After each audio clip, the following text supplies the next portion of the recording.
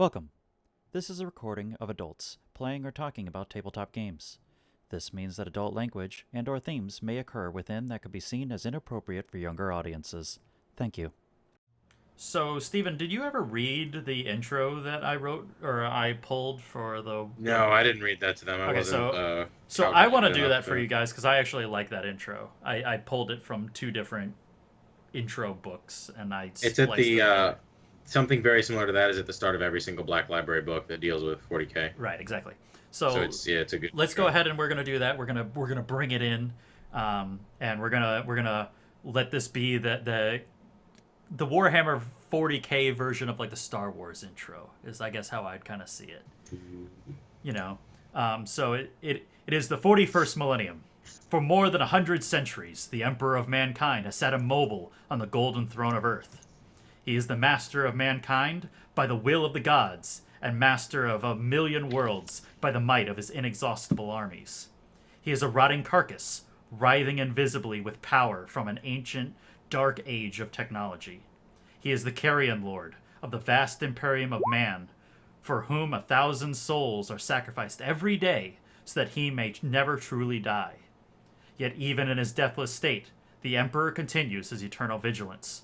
Mighty battle fleets cross the demon-infested miasma of the warp, the only route between distant stars, their way lit by the Astronomicon, the psychic manifestation of the Emperor's will. Vast armies give battle in his name on uncounted worlds. Greatest among his soldiers are the Adeptus Astartes, the Space Marines, bioengineered super warriors. Their comrades in arms are Legion, the Imperial Guard, and countless planetary defense forces, the ever-vigilant Inquisition, and the tech priests of the Adeptus Mechanicus, to name only a few. But for all their multitudes, they are barely enough to hold off the ever-present threat to humanity from aliens, heretics, mutants, and far, far worse. To be a man in such times is to be one amongst untold trillions. It is to live in the cruelest and most bloody regime imaginable. These are the tales of those times. Forget the power of technology and science, for so much has been forgotten, never to be relearned. Forgive the promise of progress and understanding. For the grim and dark future, there's only war. There is no peace amongst the stars, only an eternity of carnage and slaughter, and the laughter of thirsting gods. However, many seek vast fortunes on the edge of the galaxy. If you and your fellow explorers can muster the courage to find and claim them, renowned riches reward the bold, but the unwary find only anonymous death. A rogue trader who can wrest profits from a dangerous universe through luck, cunning, and sheer force will enjoy something few humans in the 41st millennium even know, a life of adventure and true freedom. Such a course, however, is often fraught with peril. Foul aliens, precocious raiders, and even other rogue traders will stand in your way on the path to greatness. Your wits, luck, skill, and courage will be tested to their utmost limits. To survive is to face even greater challenges and to wield even greater power. Oh, you cut. Oh, never mind. The stream is just on delay. I was watching the stream and your mouth is still moving.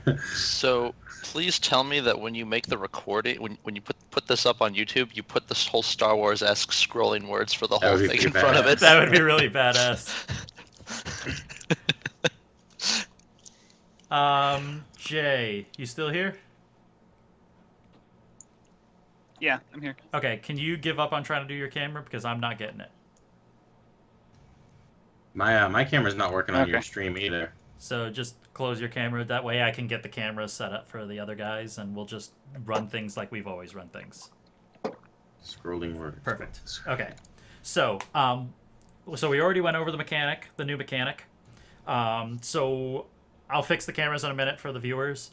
But what I'm going to do is I want to kind of dive in, and as things kind of start rolling and you guys actually end up doing RP between each other, that'll give me the chance to fix the recording and shit like that, because I'm trying to do like everything now.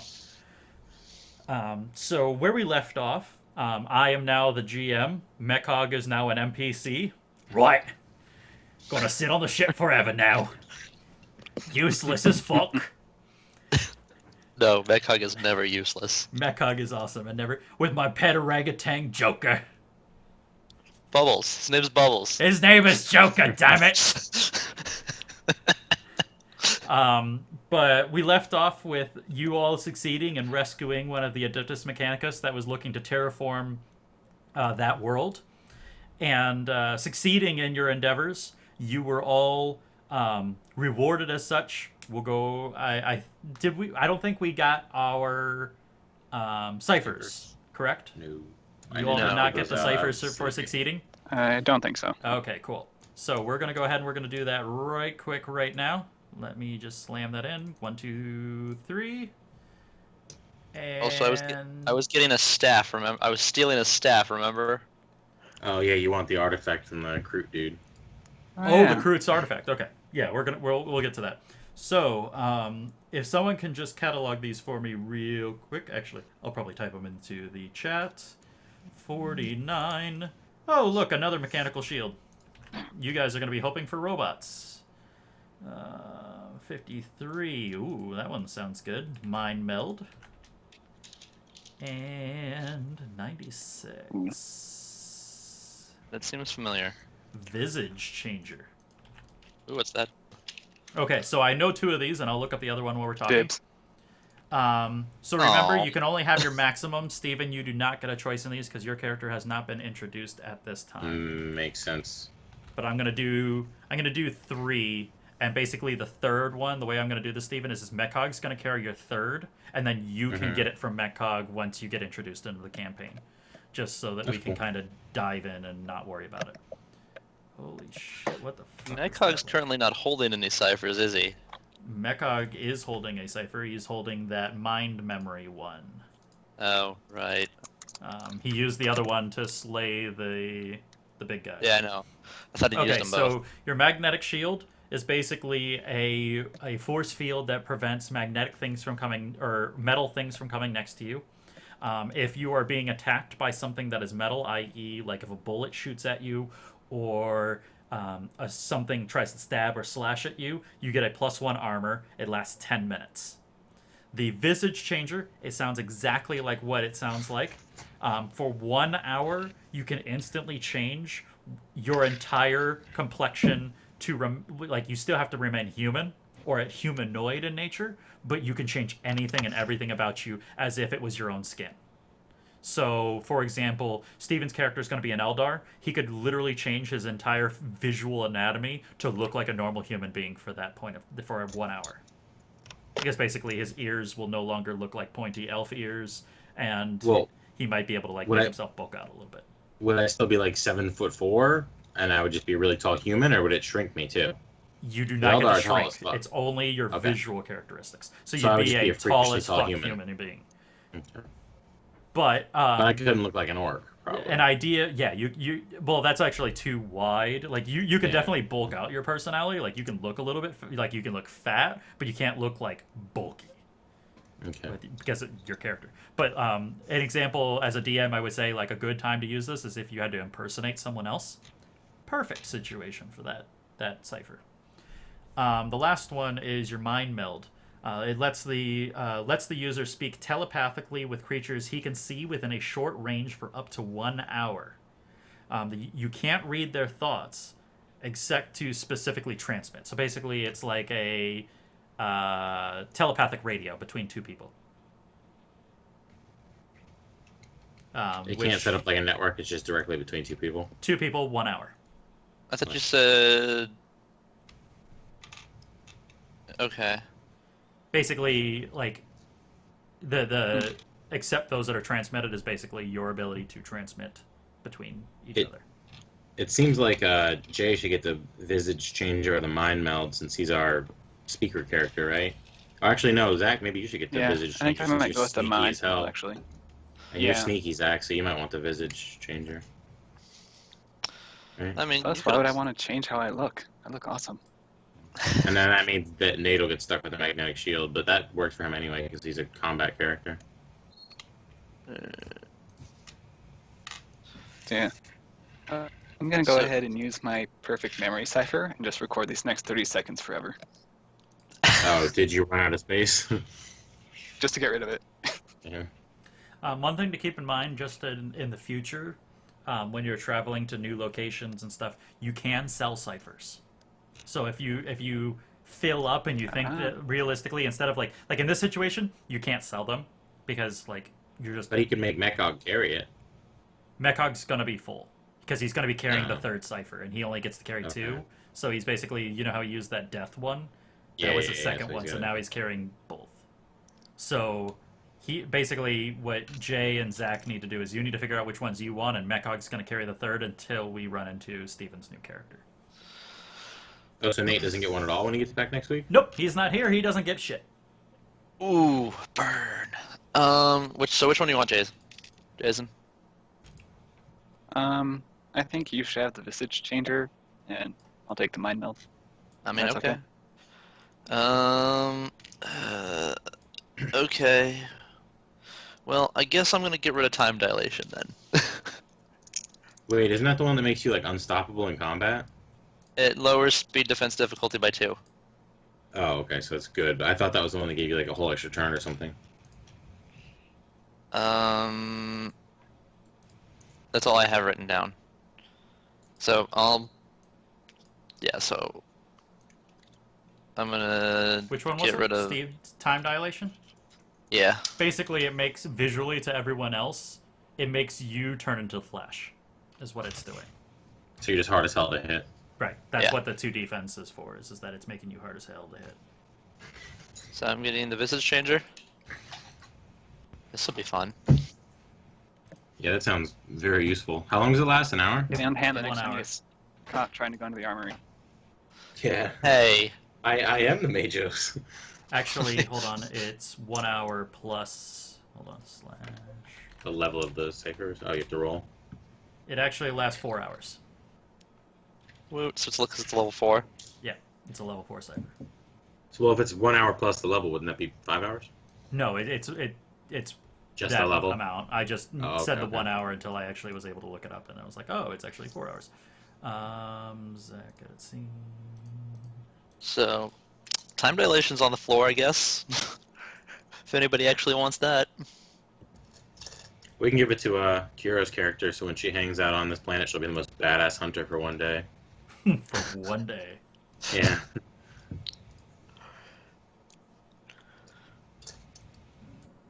She can spear a dinosaur or something. Okay, that works.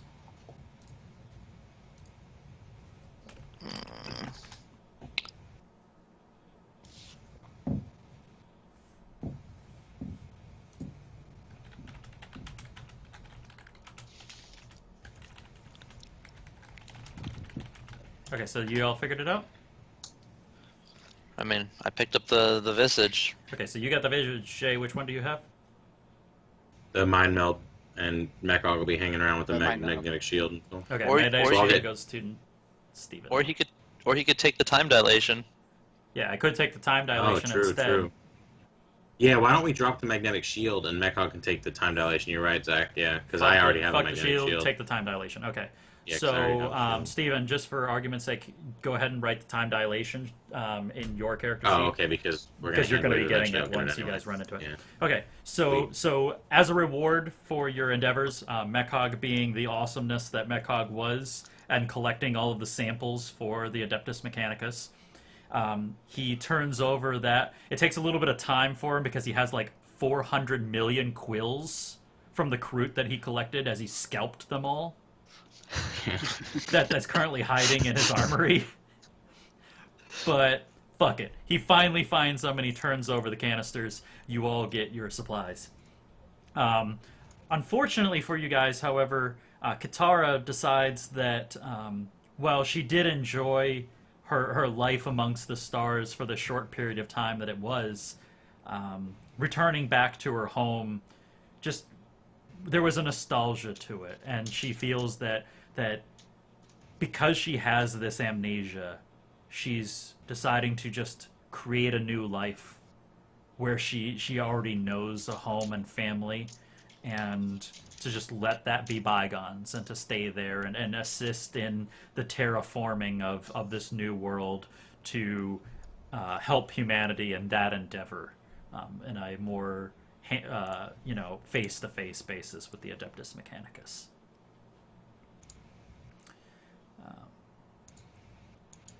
So, from that point, you guys return back to your ship. Whoop. Staff. Oh, staff. Staff. Do you even know what that is? Because I built that character, so... I need from you guys... Okay, who's going to be doing that? I need an int check from Zach to figure out what the staff does. Int check, huh? Yep. Do I know the difficulty? You do not. That is going to be another difference. I am not telling you all fuck about your difficulties. Well, I'm going to spend some int then, so... Okay.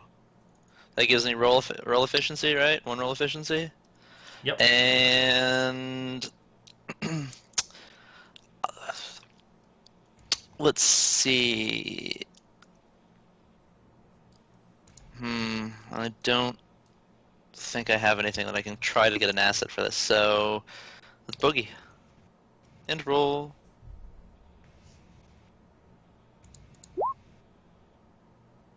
That is enough. So, you get a staff, and it's an artifact. This is the first artifact that you guys have run into. Basically, the way that an artifact works is that it's basically a long-lasting cipher. Every single time that you use it, you roll a 1d20. If you roll a certain number, the staff depletes itself. Otherwise, it keeps working. So it's just a random number in a 1d20 that just automatically just poof, done. Right. In general, just because we're going to make it easy, that's going to be a 1. Anytime you roll a 1 when you're using that staff, if you do, something bad happens, and I get to choose what it is. So it So might it's like just, a GM intrusion that's a little more focused. but it's through the staff. So it might just deplete itself if I feel that that's just a point. Or the staff might explode. Don't know. Is the time dilation I picked up offensive or defensive? Defensive. Defensive. Okay, cool. Thanks. So And it's for 24 hours. So it's just a staff? It is a artifact staff, and you understand that in some way, shape, or form, this staff releases what equates to basically napalm. What its actual term is that it is a staff of infernal wall. It creates a wall of extreme heat up to 30 feet by 30 feet by 1 foot. So basically it's 30 feet high, 30 feet wide, and 1 foot thick. And it inflicts he damage. has a flamethrower in the jungle. Basically, yeah. Well, good job picking that shit up, and good job me for building a character. that And has that. if anything crosses through it, it immediately takes 4 damage.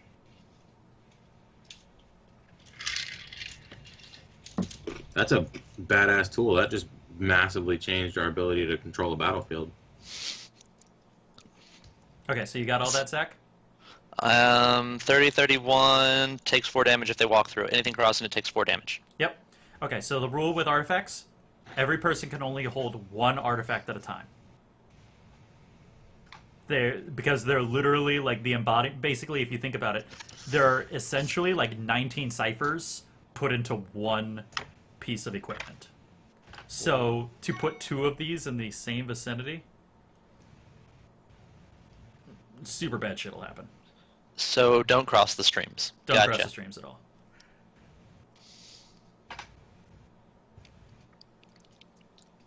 Dual-wielding flamethrower staffs.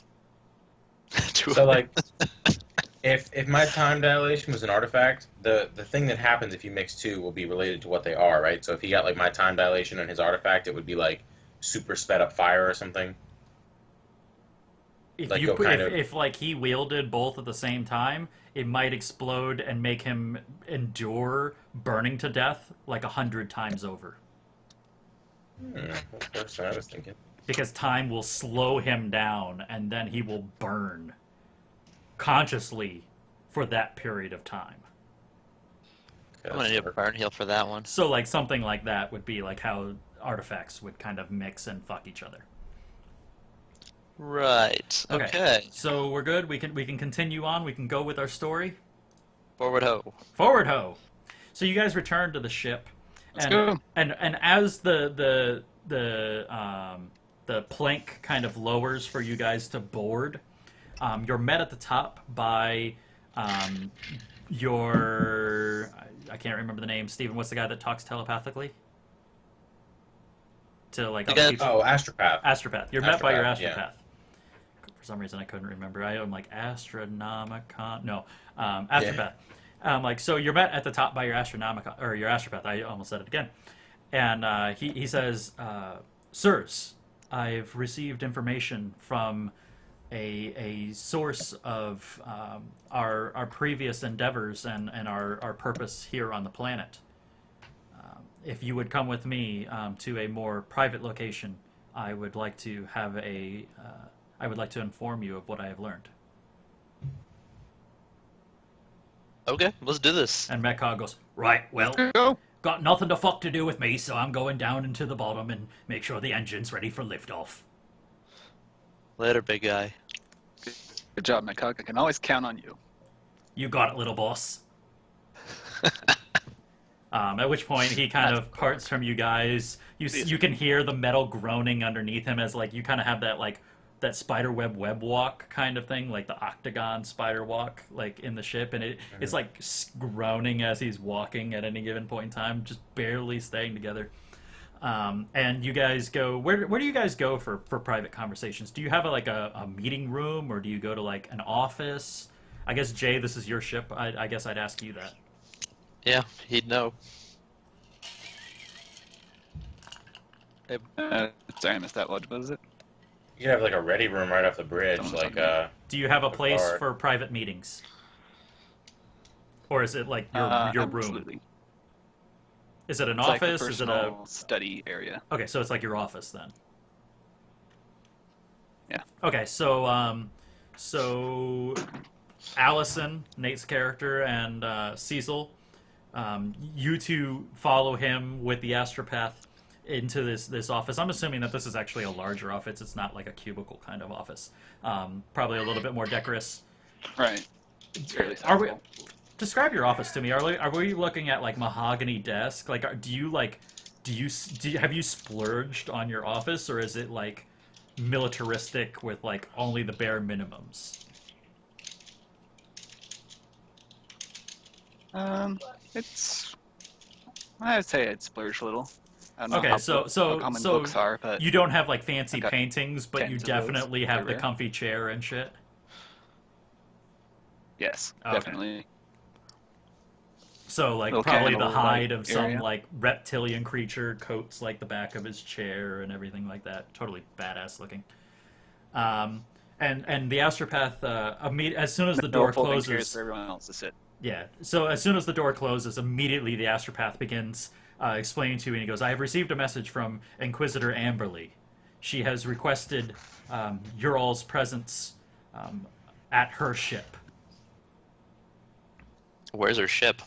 It's actually in orbit at this current point in time. She said that as soon as I was to speak to you all, we were to immediately take off and meet her there. From what I gathered from her astropath, things seem to be stressed. I received that telepathic understanding from her." Well, what do you think, Yeah. boss man? Should probably go. I'd say so. I'm always willing to lend a helping hand for someone in need. Okay. And They can pay. he then looks at you all and he says, "I need to make one more observation if I'm free to speak, sir." And he looks specifically at Bjarn. Permission granted. He says, "Thank you, sir." What is it? Being an astropath and being trained by the Imperium, we are taught to steel our minds from the dangers of the warp and of other terrible things that will remain unspoken. However, I would like to inform you that when speaking with her astropath, something seemed to slip through from that astropath. I won't say that it was corruption or heresy in any way, sir. However, there was a prevailing sense of danger. I'm not sure what the information is that they will speak to you about, but if I was to in an older time describe this, say that my gut says that this is going to be something bad. Run. Oh dear. And I wanted to make that blatantly apparent to you all, Thank you since for- you are my captain. Thank you. We will Pleasure, keep sir. that in mind, and if something happens, With that, he does a slight bow to you, and then he looks at Cecil, and he kind of does like a nod, and he doesn't even pay attention to Alyson, and he says, "Before I leave, is there anything that you would need from me before I prep our journey, sir?" nope, that'll be all, Jenkins. Shepard. He kind of chuckles a little bit, not sure why, but he understands the comedy behind it, and he exits. Is there anything that you guys want to do on the ship before you take off? I want to look at all the pretty panels. On the deck? I mostly just want to look at all the instruments and yeah. Okay, so you guys move to the bow of the ship, and you prepare liftoff, and Zach, in in Cecil's classic interest, you begin getting in everybody's business for no other reason than to see the flashy lights and interesting things that you can find out about the ship. Yep. Okay. Gotta learn all the things I can about the ship. Learn all the things. So you guys prep, and you begin to lift off. You hear from kind of like one of those classic like World War II tubes up to you guys. You hear Maugan, and he goes, "Right, boss. Everything seems to be A-okay. Should be just fine to go through the warp."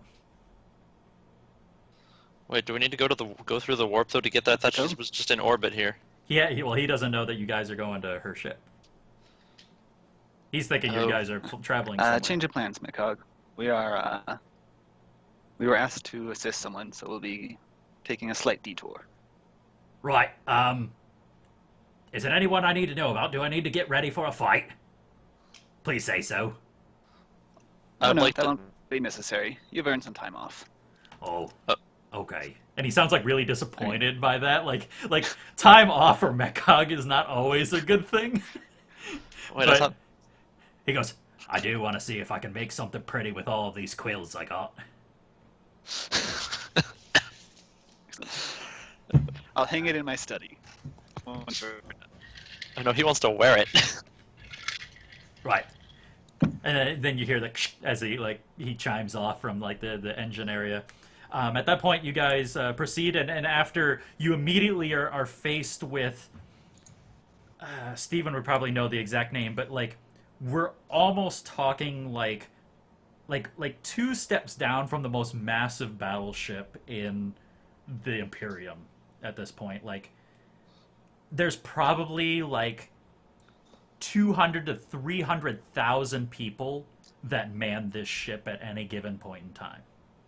This is Amberly's ship? Amberley's ship. If she's got a top-of-the-line big ship, then yeah, that makes sense. Yeah. I have a quick question real quick Uh-huh. before I forget again. So how long between us getting back to the ship was it, and can I get heal rolls for? Nothing yet. Because at least how I remember is we did everything up to our 10-hour time, and there hasn't been enough time. Oh, you didn't do it. I only did 1 in 10. I still have an hour. This would take an hour between liftoff, I didn't do flight, any. getting to the thing. Yeah, if you guys, you have an hour and 10 minutes to make recoveries, which should be up to 3 rolls if you're starting from 0. Alright, so I get 4 points back. Cool. I know Maugan used the shit out of those because I was poisoned to fuck. Sorry. Well, there's my crit for the night. There you go. Oh God. Okay, so as you reach up to Amberley's ship, you see one of the bays actually open. Remember, this ship is gigantic. Your ship literally has a docking port inside of this thing. That's how massive this ship is. Wait, so we're going inside to dock from? Our whole ship is going inside. We're not taking a shuttle this time. Oh, I'm totally watching instruments for this. Yeah. So yeah, this thing's absolutely ginormous. So like, to give you an understanding, I mean, basically this thing is as big as most cities in the United States. Like, I mean, we're talking like 300,000 people in this one ship at any given point in time. That's not, and these are actual workers. This isn't including their slaves, their food. Like, I mean, this is essentially the equivalent of like an aircraft carrier times like 100. So, in essence, you need a car to get from point A to point B. Yeah, I think the capital ships can be like 5 miles long because they have Nova cannons, and it's like a 3-mile long cannon that just runs like the spine of the ship. Yeah. So, if this is like a step or two down from that, it's at least a solid mile long. Yeah. We should totally take Which, one of those. considering it's also up and down, it's a big ass ship. We should totally get one of those. Yeah, this is the kind of ship that, like, a few of these would show up for an exterminatus on a planet.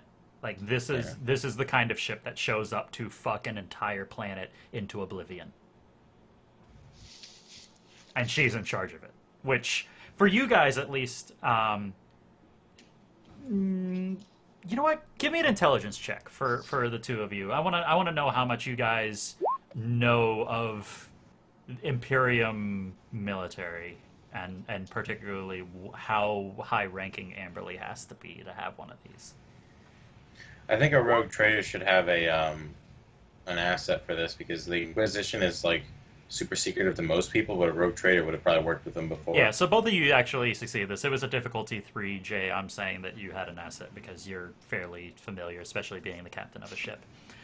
So, as far as the Cronus Expanse goes, this is actually more uncharted territory, or at least the Wild West of the galaxy, the Milky Way galaxy, in Warhammer 40k universe. Amberly is probably flying the most hardy ship that's independent of any military in this system. Wow. So basically, she's like the United States of military for this galaxy sector, if that gives you any indication. I would like to turn to... Jason, how exactly do you say your character's name again? Bjarn. How do you think? Bjarn? Bjarn? Bjarn? Bjarn? That works. Let's go with that. Bjarn? Okay. Bjarn?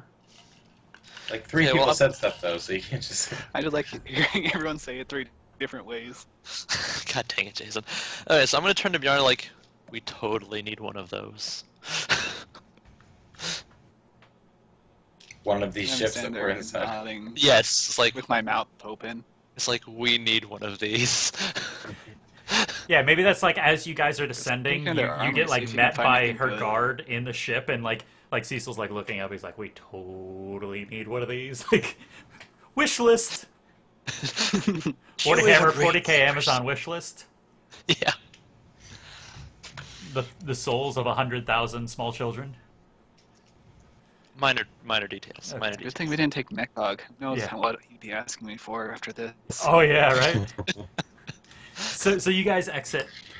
You're met by a what would, without you guys even needing to roll, and understanding that there are far too many guards escorting you at this point in time. This isn't like, I mean, I'm not wanting to make you like have like a flashback to like Chaos Gate, like where you got Being escorted, attacked. but like there are literally like 16 guards on this ship, fully armed, armored, ready to escort you. So a stealth roll would be out of the question then. Absolutely. They're standing, waiting, and ready for you. Full regalia. And like, they don't even, like, notice. Like, they don't say anything to you. They see you, like they're facing, and then the moment that you reach between them, they turn, and they start walking with you guys in tow. I would like to look at one and go, So there's none of them that I could. Yeah, there's no one I could talk to try and get information out of. You could try talking to one of them, but they haven't given you any greeting or anything. They seem to have very strict orders about what they're supposed to be doing, and they're following it to the letter. Alright. Well, they seem busy. I won't interrupt them then. Okay. Was there something you wanted to say, Cecil? Armed guards are not most talkative from my experience. oh, I said I wanted to look at one of them and just go, stop. Okay. So you guys proceed, and your sup is totally ignored. They don't even do like a little head tilt to like look over. They hear sup and they just keep walking. Probably These guys are good. yeah, they don't even flinch. You're immediately escorted to the bridge area, and then like you make like a little turn, and then you get led into a area where what would be like basically a boardroom.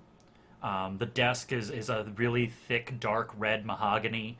The chairs are of a black reptilian leather of some sort that you don't recognize. And there seems to be good tech, and there you see Inquisitor Amberly, and you actually see this very tall figure. He seems to be wearing a cloak of some sort over his body, and he seems to be wearing a semi-plated kind of armor in some way, shape, or form, but not saying anything. He seems to let his presence exude from him more than anything else. Is he wearing anything like recognizable for any groups or anything, or just Roll an I figured. intelligence check. we don't know who he's with? You can tell Alright. pretty much straight from the offset that he's as tall as one of the Astartes, but not nearly as bulky. He should be wearing battle armor of some sort, power armor if he was. That's good enough. You can identify, because of your travels as a rogue trader, this is most definitely an Eldar. One of the Xenos of the nearby realm. Occasionally, the Imperium has dealt with them. There's actually different offshoots of Eldar. Some are bad, some are okay. It's pretty much like light and dark elves from D&D. Yeah, if you're gonna do light and dark elves, like that's kind of how they work. In general, like the dark elves, the dark Eldar are a little bit more like pirates, really, really efficient, scary ass fucking pirates. They torture people to stay alive. Yeah, but as far as this Eldar is concerned, Some are considering... heretics, some are less heretical. Right. Yeah, exactly. Like some are like tolerable heretics, and the others are like burn on sight. Are there guards in this room right now, or did they just leave us in this room? It's just the two of them, and all of those guards are staying outside the room as you guys walk in. Wait, the two of who again? It was... Bjarn and Cecil are the only two people that walk into this room.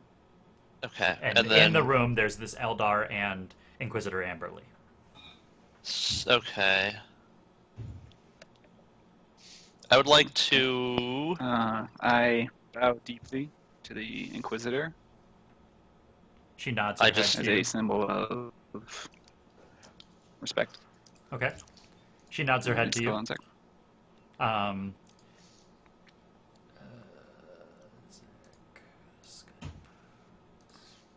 okay. Cecil, what did you say that you did? I'd stare intently at the Eldar. Okay. So He stares back.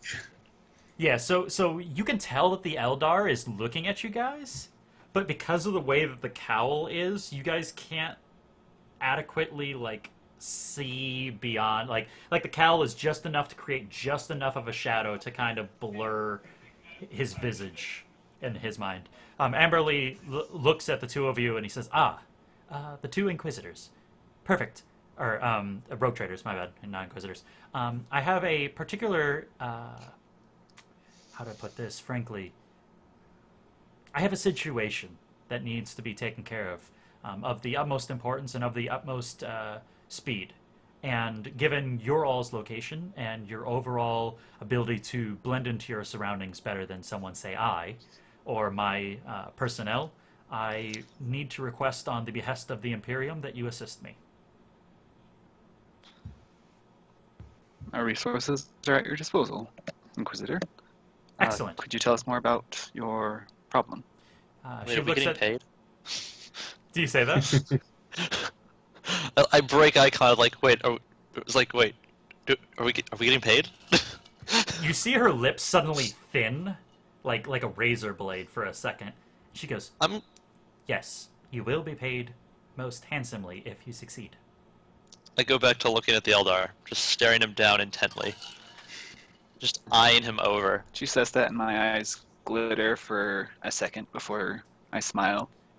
She looks to you both and she goes, "Do you understand what an STC is?" Roll me an intellect check would we? to know if you know what an STC is. If you have anything knowledge, old technology oriented, that would be beneficial. You, Bjarn, you know computer shit, so I'd probably say that you have a advantage on this. I have a staff. Does that count? Staff does not. It's count old. at all. I'll need an advantage then.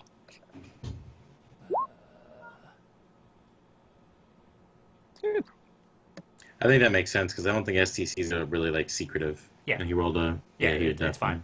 So both of you understand that this is what is called a standard template construct. Particularly, they come in different ways, shapes, and forms, but most notably, they come as what is essentially a supercomputer kinda? that is as small as a USB. It holds at the point of the Imperium reaching the stars and spreading out amongst the stars prior to the Dark Age. These were computers that were able to understand the environment that the human beings landed on and to be able to adapt the environment to help those humans survive and flourish on any given alien planet that they landed on. Whoa. Since that Dark Age, they've been lost or destroyed. The amount of information that could be stored on one of these could be dramatically important to the Imperium in restoring its power and helping with the overall existence of humanity. Money-wise, if you were to find one of these, you could own your own planet. To put it lightly. Just one? Just one. Depending on how important the STC you found was. Yeah. That is the minimum that you would What if get you- for finding one of these. What if you plugged this into somebody? Like a servitor or something like that? Or somebody who's got, a lot of machinery in their head. It would probably overload them. Okay. Honestly, you would need technology from the Adeptus Even enter the Mechanicus Matrix? to be able to understand and filter and not blow itself up from one of these. The amount of information, basically, they're basically like almost the level of like small artificial intelligences built into what is equivalent to a laptop. From what I understand, it also a complete STC had the blueprints for like a shit ton of really advanced technology, but over the time most of them have been like corrupted. So if you find an STC, it's probably got like one or two things on it. Or does she think she's found like a complete STC? That would be a question for them to ask. Or I guess would Okay. you as an Eldar chime in at this point? Well, Because I would don't say know that how you much- probably I don't are know not why I'm aware with of this her. information at this point. I would say. Okay, so then yeah, I would like to turn to her and be like, you think you found a complete STC? Because even an Eldar would be like, that's some game-changing shit. She kind of like is startled by the Eldar speaking. She goes, "Oh, I'm so sorry. I forgot to introduce this." And she points to the Eldar is Maugan Ra. I would like to draw my gun Okay. and point it right at him. Okay. I'm not going to react. The entire room goes still for a second, and you can see she particularly Inquisitor Amberly Amberly is kind of, she goes, "Cecil." I want to hold my hand up and say, like, considering our last meeting, this is an understandable reaction. Fair enough. So what does she say? I will not come between the two of you in a previous understanding. However, Cecil, I would like to let you understand that he is a representative of the Eldar, specifically sent to us for this endeavor, and that any harm that comes to him from one of us may reflect poorly on the Imperium, and particularly my command. May I ask him to look at me? I'll put my gun away. I will look at him. So do you I just like wanna- I just reveal wanna- your face from the cowl? I just No, want he to didn't see ask me to enough. do that. Just want to. What I'm trying to ask is, I want to see just enough of his face. He doesn't have to reveal it to everyone. I just want to be able to get a glimpse of it from where I'm at. So you're asking me to show my face? Because his cowl is kind of covering his eyes and Yeah. nose. Not essentially. directly, but just enough so that I would recognize you. So maybe he what's the- tilts his okay, head up well- a little bit from the cowl. to No, I'll kind of- just pull the cowl off. I'm not Okay. hiding anything. He rips the cowl back. You can see that most definitely he is an Eldar. And Eldar is- Cecil, you absolutely do recognize this particular Eldar. Okay. I put my gun away, like... Carry on, please. Sorry to interrupt. At that point, she says, "Very well." And she turns to Maugan and she says, "We are not quite sure. However, we do believe that this is, in fact, significantly more technology than we find in most STCs that we have found in our rare exploits and findings. The purpose of this meeting specifically is because I had already sent a team to retrieve said STC, and they have gone radio silent. Due to the fact that I have lost an entire Inquisitor team and I have not been able to access them, one can assume that either they have faced a enemy of sorts on this planet, or they have ran into troubles in acquiring said STC, and that maybe that STC has information of a significant value to the Imperium. In either case, So- I need to know what has happened. So this is going to be incredibly dangerous. If it's an STC, I would assume. The question that really lies, and unfortunately I do not understand or know because I have lost track of my team, is whether anyone else understands that an STC exists on this planet. Due to it being a hive world, one would assume that someone in some way, shape, or form is in possession of such. However, whether they actually know its power and capabilities is to be determined. Hive world. So, what do you mean by that? Billions of people. Do you guys know what the What sort of Kowloon planet Walled is City this? is? No. Okay. No, it's So this is. Let me switch you over. Oh, you got a good picture of it, John? Is this the planet we're currently residing outside of right now? This or... is one of the three that originally Steven had us get the choice when Okay. we were playing, when I was a character, of choosing. Okay. I think I might have changed the name, though. I'm not sure if Steven gave them all names, but I gave this one a name. I did, but your name's better, so who cares? Okay.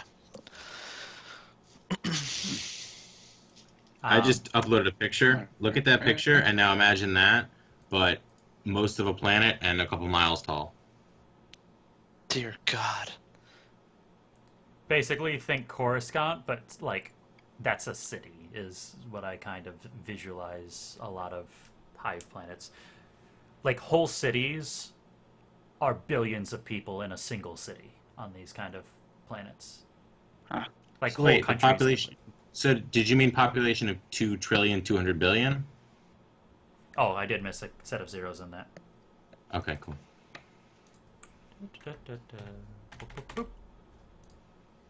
Boom. Ugh.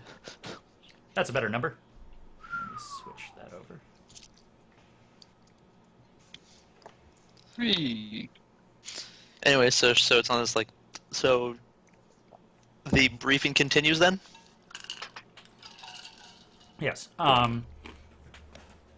So she then goes into it, kind of explain that she had originally dispatched a number of Imperial Inquisitors to said planet under a guise of travelers to the capital of Nerva, where they assumed that this STC was located at, where the rumors had said that it existed, and that they were sent to explore. And the moment that they started to relay to Inquisitor Amberly that goes right into high stakes immediately. Yes. Right at the point that they feel that they started to have a trail, all of a sudden their communications went dead. Originally they had a actual astropath to communicate, a psychic to communicate directly to her at any given point in time, no matter where she was in the Novo sector, to to basically keep things under wraps instead of like, oh, let's go to a communication relay and communicate this between ships and let it get intercepted. Like, there was none of that. It was pure psychic communication between them. And all of a sudden, dead silence. And it's been over a month now that she's been trying to gain communication, and it has reached a point that she feels that she needs to send someone in. Due to your exploits on the planet that she originally met you all, where you took down the bloodletter and assisted in collapsing of the warp portal that the demons were pouring out of, she feels that you're the best option that she has. She's not ideal. You're not ideally what she wants, but given the fact that you do, your entire purpose in this galaxy is to assist the Imperium as a whole, and this is kind of what you guys do. She just kind of sees it as, okay, I just gotta pay him a lot. Is kind of her mind. And so therefore she does that. However, she understands... I mean, she's not wrong, necessarily. Exactly, she does.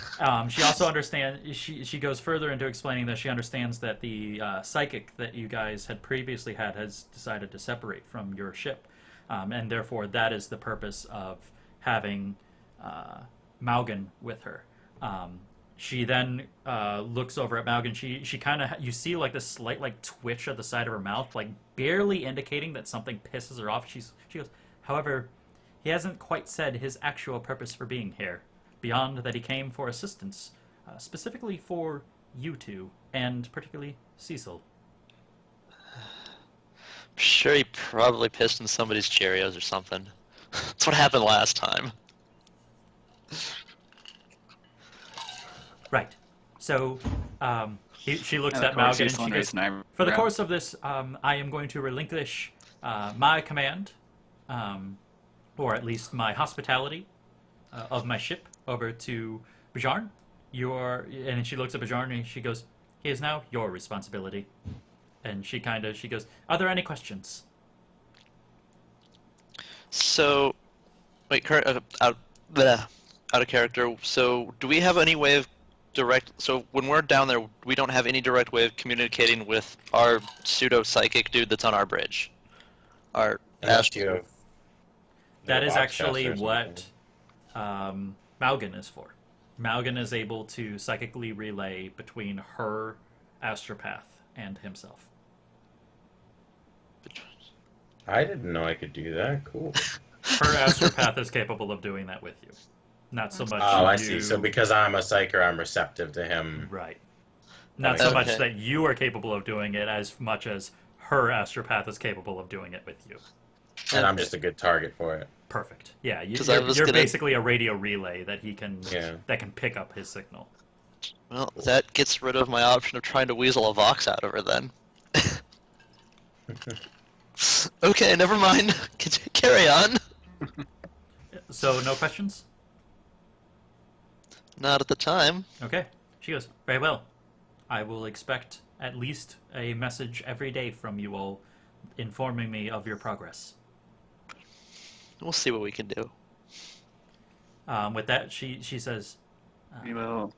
please remember, expediency is of the utmost importance to the Imperium on this endeavor, as well as success.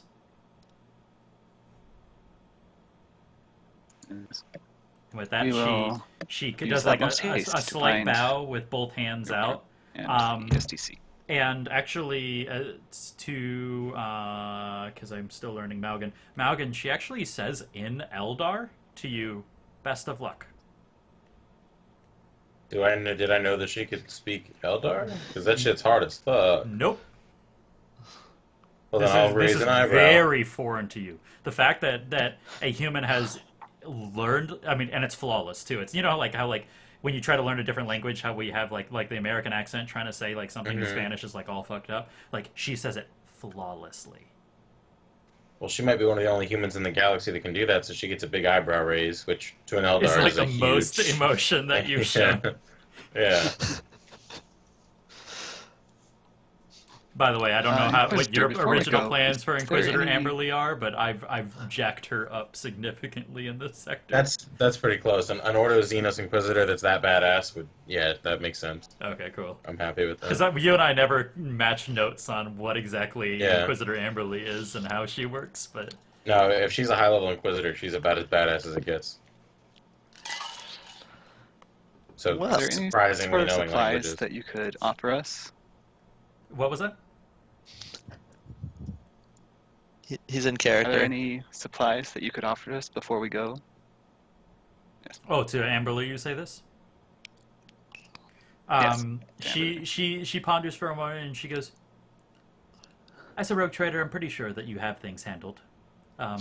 Also, to make note, the world that you all are going to, Hyrrokin 3, is actually an industrial planet in the midst of a change.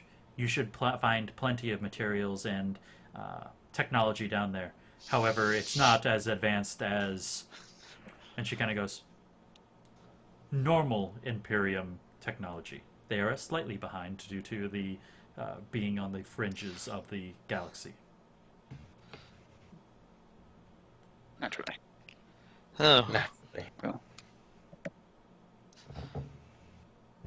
this is gonna be good. I guess I'll go and stand by the party. Okay. I'd like to So keep my eyes you on move him. to the Yeah.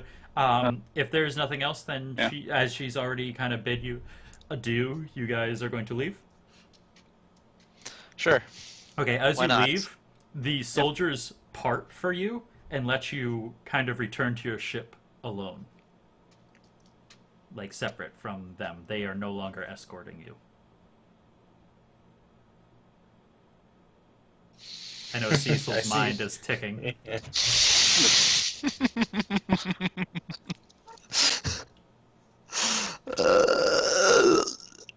So where are we exactly? Considering that this ship is like miles long, you kind of got lost in the twisting and turning that they led you on. However, there seems to be in some way, shape, or form a kind of, I'm going to say, like, in this ship, there's kind of like lights that kind of guide you around so you can follow the lights, but where you are, you're not sure. Probably because at one point you were on the main deck of the ship, you're somewhere near the front. Okay. That's as far as you can really understand of this giant ship. Well, I would like to take a moment to look, what's Steven's character's name again? Maugan. Maugan. To look at him like, aren't I done with you? Alright, I'll say, I told you that I saw our paths crossing again. That's why you're still here. Yeah, the last time you said that I got shot at, though. I'll just kind of, like, shrug. I'm The barest of shrugs. shrugs. Yeah. Like, you're not quite sure if that means I really don't give a fair, shit, Cecil, you're or... getting shot at every other day. Yeah, you're not sure if that means, like, I don't give a shit, or, yeah, that was acceptable, or, yeah, that happened. Like, I'll shrug and I'll say they stopped shooting when I showed up. I'll be more There you go. effusive. probably leaning There more is- towards indifference at that point. Yeah. The things you do to stay alive. Okay, so what's our plan, boss man?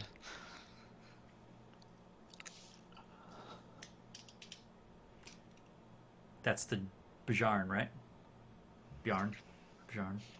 Yep. What was that? I said, said, what's what's our the plan, plan? boss man? I guess this is a good point for us to set our goal plan for the is- night. So Find our ship. that's going to be easy. I'm not going to force you guys to do that. But Excuse me, our ship? It's my ship. yeah, Yeah, sure. what bitch? Yeah. So what do you guys feel for the night? You as a team would like to try to accomplish on this? Get essentially acquainted with the Hive City. Like, find where we're going and find a safe place to be. So to Like that. establish a base of operations on the Hive City? Yeah, that sounds more questing than get us. Yeah. Sounds appropriate. Unless they- Maybe find some clues to the missing team. Okay, so... Oh, no, don't set your sights that high yet. So... let's pick one of I'm not those. I saying like both find of them. just To, get a trail or two. to find a trail of some sort to follow in regards to the missing Inquisitor team, or to establish a safe base of operations. Don't make me. I kind of like having a base because that gives us some place to work off of locally, which means we can make excursions from there without having to directly return to our ship all the dang time, Okay. if need be.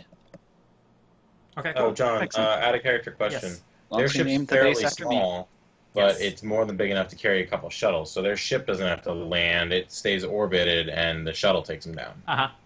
Basically, the equivalent would be, I'm leaning a little bit more towards... Think like a PT boat kind of thing, like American, like, you know, like how like a PT... So it's a pretty barren shuttle, but it's got a gun on it, and it can take them down through a little bit of fire. Yeah, it's got the bare essentials for as far as like space flight and combat is concerned. However, as far as like taking it downward, it's easier and more inexpensive to send a shuttle from the ship to the planet versus landing the whole ship. Because then you're fighting gravity and all that kind Yeah. of shit, and it's just an absolute bitch to do. So in that context, it's usually shuttleward from that point. Cool.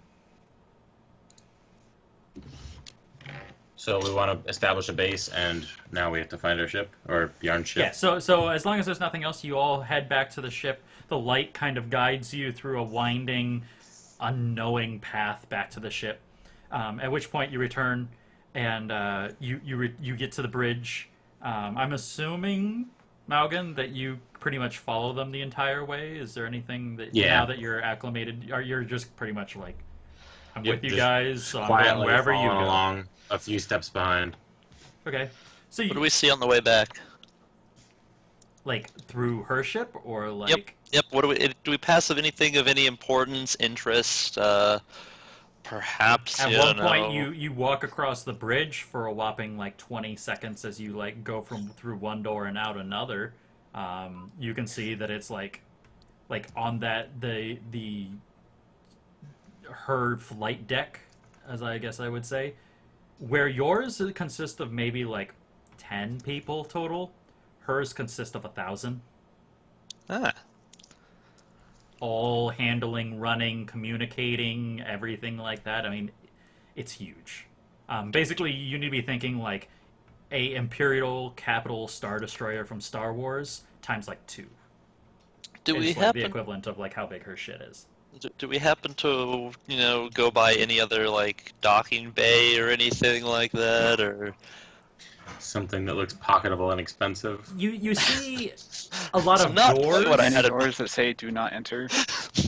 Like you see a lot of doors and a lot of people scuffling in and out of them in whatever given point in time, but like nothing that seems to really like stand out as like I should totally walk in here kind of thing. Like you don't see like an armory or anything like that. Like I mean, basically you're being kept on like kind of the outside of the ship, being led to where your location of your ship's dock is, which is on the outside of the ship. Yeah, I was just wondering if we happen to like by chance walk by / through any other docking bays, like other places where ships are docked. Yeah, you walk by a couple, but no ships beyond like what is seemingly military ships for her defense are located. Nothing like other rogue traders located on her Like ship. little fighters and corvettes, her pack, her patrol. Right, yeah, it's all stuff for Or her escort. purposes. That's the word I was looking Yeah. for. Yeah. Her escort, the refueling, and Pretty. But- shit like that. She only has one ship. She doesn't have like a small, like 2 or 3 corvettes that are around, at least that you can see. At least not in Maybe the they're out, immediate like, vicinity. Okay. Okay. They might be off doing other things. She tends Yeah. to... I mean, she's an Inquisitor, so they might be off doing other missions or something. Mhm. She might own a fleet, you're not quite sure. However, one would assume I'd probably say that this is pretty blatant knowledge that no ship of this size goes alone. Okay. Well, I will stop tracking. That's pretty blatant. Like, no Star Destroyer in Star Wars of an Imperial, like Super Star Destroyer. Super Star Destroyer went solo. There was always other Star Destroyers with it. Like how a carrier has a couple battleships and a destroyer. Exactly, yeah. exactly. I gotcha. I gotcha. Yes, it is alone now, but probably it's not always. I like to still say on our way back to the ship, we totally need one of these. Awesome. So you guys board the ship. You get up onto the command deck, and probably one thing that you're probably a little bit surprised about, Maugan, is the ship is actually kind of roomy height-wise for you. You're used to human-wise it being a little like you sometimes have to like crouch a little bit. This one's a little bit bigger. You're not quite sure why, but you're actually able to stand to your full height. And probably at that point, like maybe you guys notice that like he stands maybe an inch or two taller as like he gets to actually like kind of like let his spine stretch to its like normal posture kind of thing from its normal, like maybe like because he was originally in like a human, area, like he probably was like towering over you, but a little bit like slouched shoulders, leaning forward kind of thing, and now he gets to stand to his full height, which is probably easily a foot and a half-ish taller than anyone else. Yeah, I'm thinking like 7'4". Yeah, it doesn't really surprise any of you. I mean, you guys have been traveling with Mechog, and Mechog's pretty fucking giant too. But you are kind of where you kind of forget that he's not human. You kind of get that realization that no, Maugan is not human at all, or he's really good at basketball.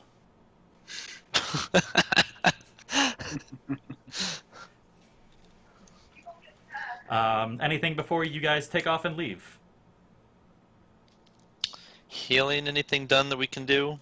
This is going to be a couple days travel. I will say for that purpose that you guys are back to full, and you can reset your timers back to the minimum 1 action for recovery as you travel through the warp. Okay. So, Steven, I'm going to ask you this question because I'm not sure. Eldar, I know, do not travel through the warp. They have the gateways or whatever that they. The webway, yeah, it's just a different way of traveling. Is there anything talking about how Eldar handle going through the warp versus not? Like, how do you? I guess I should say, like, maybe if you don't have knowledge, how do you feel that Maugan reacts to going through the warp versus the webway? As far as I know, as long as the Geller field's working, there aren't really negative effects because Eldar are usually pretty powerful psychers, and we can kind of take care of ourselves, We're all very practiced at... Because you know how Slanesh wants to kill all the Eldar? Yeah. We're all pretty practiced at fending off the warp, so I don't think it would be an issue. Yeah, you're as trained, if not more trained, than most of the human psychers are in dealing with that. However, you guys specifically don't try to play with fire either in going through the warp. Yeah. So that's what I'm asking is the do you as Maugan and being a psyker of sorts, how do you as a character react to going through what is equivalently so not like how do poison. I physically respond to it? Yeah, I would probably be a little unsure because I'm used to the far more advanced webway travel. So are we talking like animal before a storm unease, or like sick, like flight sick kind of? No, like somebody that realizes they're taking a calculated risk and isn't super happy about it. So like someone that really doesn't like to fly on an airplane. Well, even more than that, because it is a lot more dangerous to go through the warp. You know what I mean? It's like if I was afraid to fly on an airplane because sometimes airplanes would get destroyed by demons. Okay, so I'm gonna file that under like restless, like. Yeah. As restless as an Eldar really shows, remember, like at least as far as I understand his character, you guys notice that he maybe paces occasionally now as you're traveling through the warp for the next like 2 or 3 days. He's always with you guys, which is like kind of unnerving, but like instead of just standing there like he kind of always normally does, now occasionally you'll see him like walk from one side of the bridge to the other and then back and then like return to his point. And then like maybe like 2 hours later, after not moving at all, then he'll walk that again, which is like more movement than you usually see for him because there isn't a purpose behind it. and that's probably, I think, the extent that you kind of see out of him is this kind of uncharacteristic uselessness or futility to his movement. Yeah, not panic, but considering I never show any emotion at all, it's pretty unusual. That makes sense. Yeah. He's already unusual, so doing something normal for a human being is unusual. Mm-hmm. Okay. Actually, I wrote a response. I'm gonna go off a short tangent. I actually wrote a response to someone the other night. They're running a campaign through a kind of a very weird Alice in Wonderlandy type kind of world, and they said, "How do I surprise players that are already used to everything being strange?" And my response is to do normal things. Make it normal. Yeah, make it normal because it's out of characteristic for the world. And that's kind of what you guys are seeing is like, because you are used to him being strange, seeing something normal is now strange to you when it comes to this character.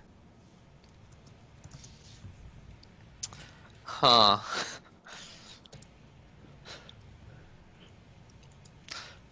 I'm just going to continue looking at instruments. Okay. Learning everything I can about the ship. Yes. Also, Maugan is surprised to see a Jokeiro on the ship. Is that the monkey? Yeah. Okay, cool. Yeah, probably you only catch like one glimpse of the Jokeiro during the time. At one point in time, probably you specifically, just because this will be fun, you see probably during like the other two, like between like Cecil always staring at the monitors and Bjarn, always like running the ship. Like you don't really notice like they don't notice other things, but at one point Mechog actually comes out into like the bridge, but like he's actually walking underneath the like grates underneath the flooring. So I just look down and I see an orc. But like he's got the monkey, like the ape on his shoulder, and you hear him muttering. He's like, "Well, Joker, it's gotta be here somewhere. I can't find it." And like he just keeps walking by, and like you hear this goom, goom, goom, goom, screech as like one of his like arms kind of brushes like something, and goom, goom. Like just traveling underneath of you guys, like some kind of like creepy like New York alligator in the ship. When I see that, I'll look inquisitively at Bjarn, like, should we be killing him? Or like, what's...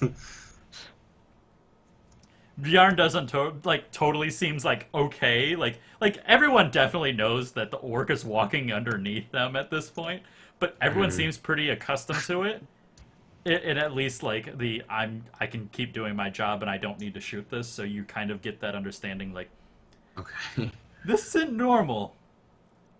Yeah, but neither will be. Given my context clues of the immediate environment, this is at least semi-normal.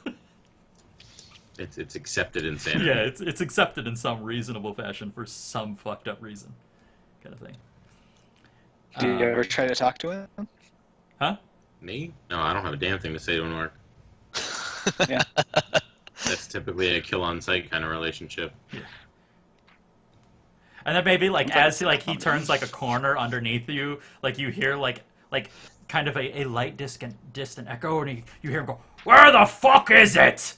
And then like he just you hear as he keeps walking along. Oh my god. Just so you guys know, the Eldar look at humans like they're barbarians, so an orc seems like, holy shit, like this dude's Pure animal at that point. Yeah. Okay. Don't mind him. He's friendly enough. So you guys finally reach the planet. You come out of the warp, no issues whatsoever in the Endeavor. From your navigator's calculations, you haven't lost or gained any time. Maybe like an hour or two beyond in any given situation. Sometimes time changes in the warp, but from what you guys understand, you are pretty much on time for this kind of endeavor. Yes. Oh, okay. There was a regiment of Imperial Guard got dispatched to fight a regiment of traitors on a planet, and because of the way the warp works, they arrived on the planet before they left, and they were actually fighting themselves. Yeah. The warp can really fuck shit up. So if you want to screw with us, you can send us forward in time, backward in time. You can have us fighting ourselves. Don't worry, I'm fully aware of the capabilities of me Okay. fucking with you guys through time travel. But yeah, so you guys are fairly understanding that for all intents and purposes, time is as it should be. You guys are not behind or ahead in time. We haven't done a Star Trek movie situation of any sort.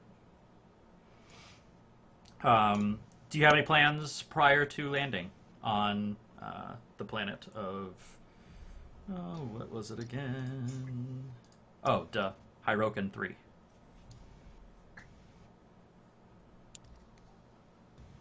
So how are we getting down? You have a shuttle that'll take you down. Uh, Your ship has a couple shuttles. Well, first that it can things launch. first, I go and tell Mekog that unfortunately he's a little too destructive for a tight, compact planet like this. So he's gonna have to stay on the ship a bit longer.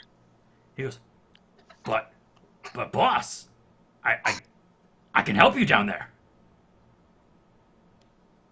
No one's better at fighting than I I am. would love to have you, but I can't afford another lawsuit like last time, Mekog. Boss, we've already gone over this. I don't understand what a lawsuit is. I know. Just trust me. I want to take you, I really do, but we can't. I'm sorry, Mekog. Goodbye. Am I there? You can choose to be there. I would like to choose to be. You could be skulking around. Yeah. I am very skulky. I would like to say, why don't we let him come? What's the worst he's gonna do? Break things? Yeah! Break What he said! everything. I just glare over him. Yes. And then Bjarn, he gets as close and as like personal as like his giant bulk can go. He goes, "Will you bring me a souvenir like you usually do when I'm not allowed to go out?" Of course. Another miniature pony. Sure, that sounds fantastic. Joker likes to play with them when he's bored. I'd like to roll a stealth check. I'll make sure to get... And he goes, oh, and like he then like reaches into like one of his pockets and he pulls out what you think is probably his own teeth, and he grabs your hand and turns it up, and then he slaps like what seems to be like 10 to 12 teeth into your hand. He goes, "Use these and get 2." All right. I'll make sure to. I Right. sort of hold them for a minute. Okay. He then like turns around and kind of like somberly, like half excited but trying to hide it because he's getting new stuff, to like walk off into like the engine Wait. area. Yes. Cecil? How well? I have a question. How well can Mekog read? 0. Okay, that's what I thought. He I'd probably like to roll a thinks stealth he's check. great. He probably can read anything that's like 4 letters or less on a fairly decent basis, like fuck all the humies. Right, fuck all the humies. Like that's probably like the like basically the response, like if you spelled fuck, it would be like FUK all Yeah, I gotcha. AL da DA. Yeah, humies, I gotcha. you know. Gotcha. Like So he can knowing read his. that, Like if he writes something, flawless. If you write something, it's like reading at a college level as a 4-year-old. for this, I'd like to roll a stealth check. Okay, roll a stealth check. Are you trying to beat Mekog? No. Who are you trying to beat? Bjarn. Bjarn, roll me a perception check. That would be. Oh wait, that was not a stealth check. I hit speed instead of hitting stealth. Yeah, hit it. Go ahead and hit a stealth, and Bjarn, it would be a speed check. Oh frick. Okay, and then Bjarn. Perception check or speed check if you don't have perception skill. Jay. Jason. Guardian down. Can Okay. you roll it for him? We'll come back to that. Yeah, I guess I could. Bjarn, character sheet, speed, click. Okay, you beat him. Okay, I would like to sneak over to Mekhog and tell him which shuttle we're taking.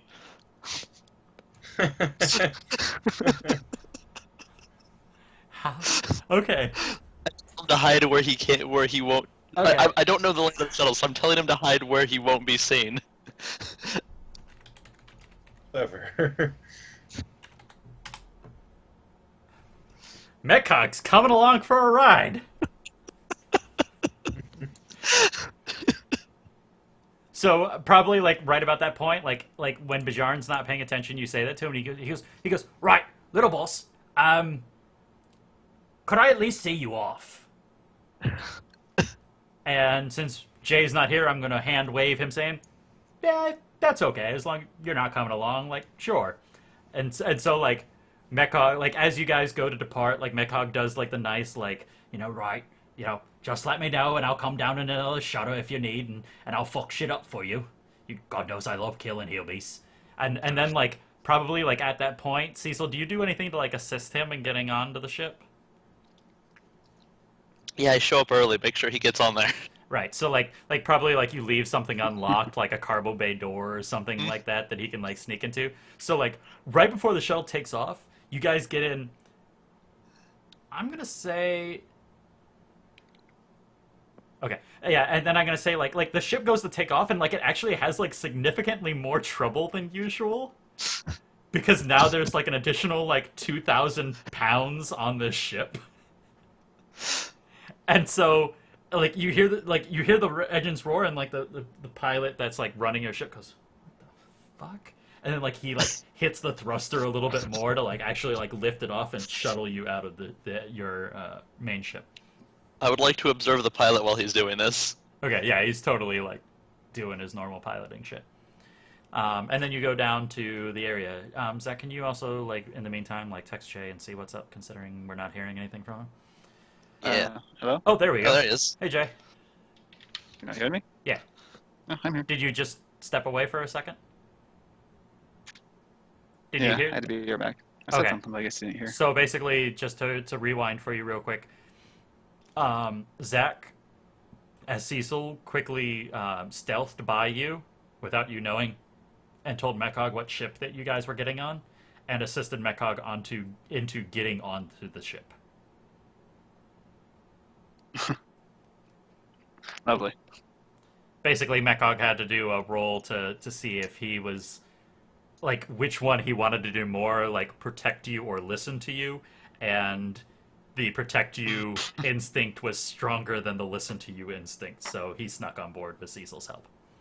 However, you do not understand that. However, the pilot, when trying to take off, suddenly had an additional like 1.2 thousand pounds that he wasn't expecting to have to fly with, so it was a little bit more difficult on takeoff. But that's the extent of your knowledge that Mekhog exists and is around. So anything real quick, anything before you guys land? What, Jay? I just want to say that I don't even realize Mekhog is capable of sneaking, so the fact that he might be on board never occurs to me. Yeah, exactly. Like because like he was there and he like waved to you guys, like gave you like a goodbye, and then like really quick he kind of like snuck into the back, kind of thing. So, anything before you guys land? Is there any prep before we get on planet? Do we have any sensors we can look at to see exactly what we're dealing with? Like, just to get a general idea of where we're going to be at, or... Yeah, the blue lettering on your screen. Thank you. Yes, Steven. You're muted. You're muted, Steven. I modified a harness and I'm securely strapped in. To fit your height? Size. Yeah. Maybe Okay. I'm wherever Mekhog used to sit. Yeah, you're probably sitting on like the spot meant for Mekhog. Probably have to tighten a couple of the straps, but at least like the height is like built for you. I would like to say that normally it's Mekhog's meant not for gonna be like an happy with- Astaris, but like Yeah. The range of my Auspex, that'll go out to like 100 feet or so, but that's not gonna do shit from orbit, right? yeah, not from orbit. If it only goes like 100 feet, then fuck Well, that I didn't know until you get exactly to how land. strong you were gonna say it is. Yeah, no, it's not that high. I mean, it needs to be like within the building is kind of my Yeah, like a mentality. building. Yeah. building that's what I length. figured. Maybe a warehouse at maximum size. So, That's what I figured. Yes, Jay. where's Alyson in all this? Is she coming with us or no? Or is she stuck with dysentery? Do we want to NPC her for combat purposes, or No, because Metcog's coming along for NPC purposes. Oh yeah, thanks to Zach. Thanks to Zach. I'm gonna say, yeah, she's totally. She probably like ate a plant that she wasn't supposed to on the last planet, or maybe she got a dart that she didn't want to let anyone know about that stung her, and so like she's kind of trying to wear that off. So she's probably. Could she sick. maybe be praying because of all the warp exposure, or Yeah. or do you want to do Or a yourself? mix of Poison all ivy, three. Toilet paper. Yeah, She's just generally purging. yeah. She's purging in all ways, shapes, and forms. Spiritually, physically, just Okay. a whole 9 yards. Gotta clean it all. She's gonna make herself clean as a tabula rasa by the time she's done with this. Like, so yeah, so she can't come along because she's cleansing. She's Okay. on a detox mentality right now. So you guys come down to the spaceport. The first thing that you guys notice is, as you're coming through, what you think is clouds continually stays clouds. Like you hit like the cloud cover area of like the atmosphere, and then you just keep plummeting, and like the clouds just continue all the way down until like they lightly thin out. And then you realize that what you're actually traveling through is not just cloud. You already went through the cloud. You're also going through smog.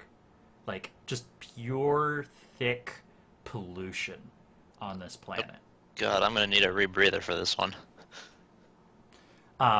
So yeah, you're just traveling through this, like, absolutely. And probably that's the only way you can tell is, like, visually, the color gets thicker and darker as it goes down.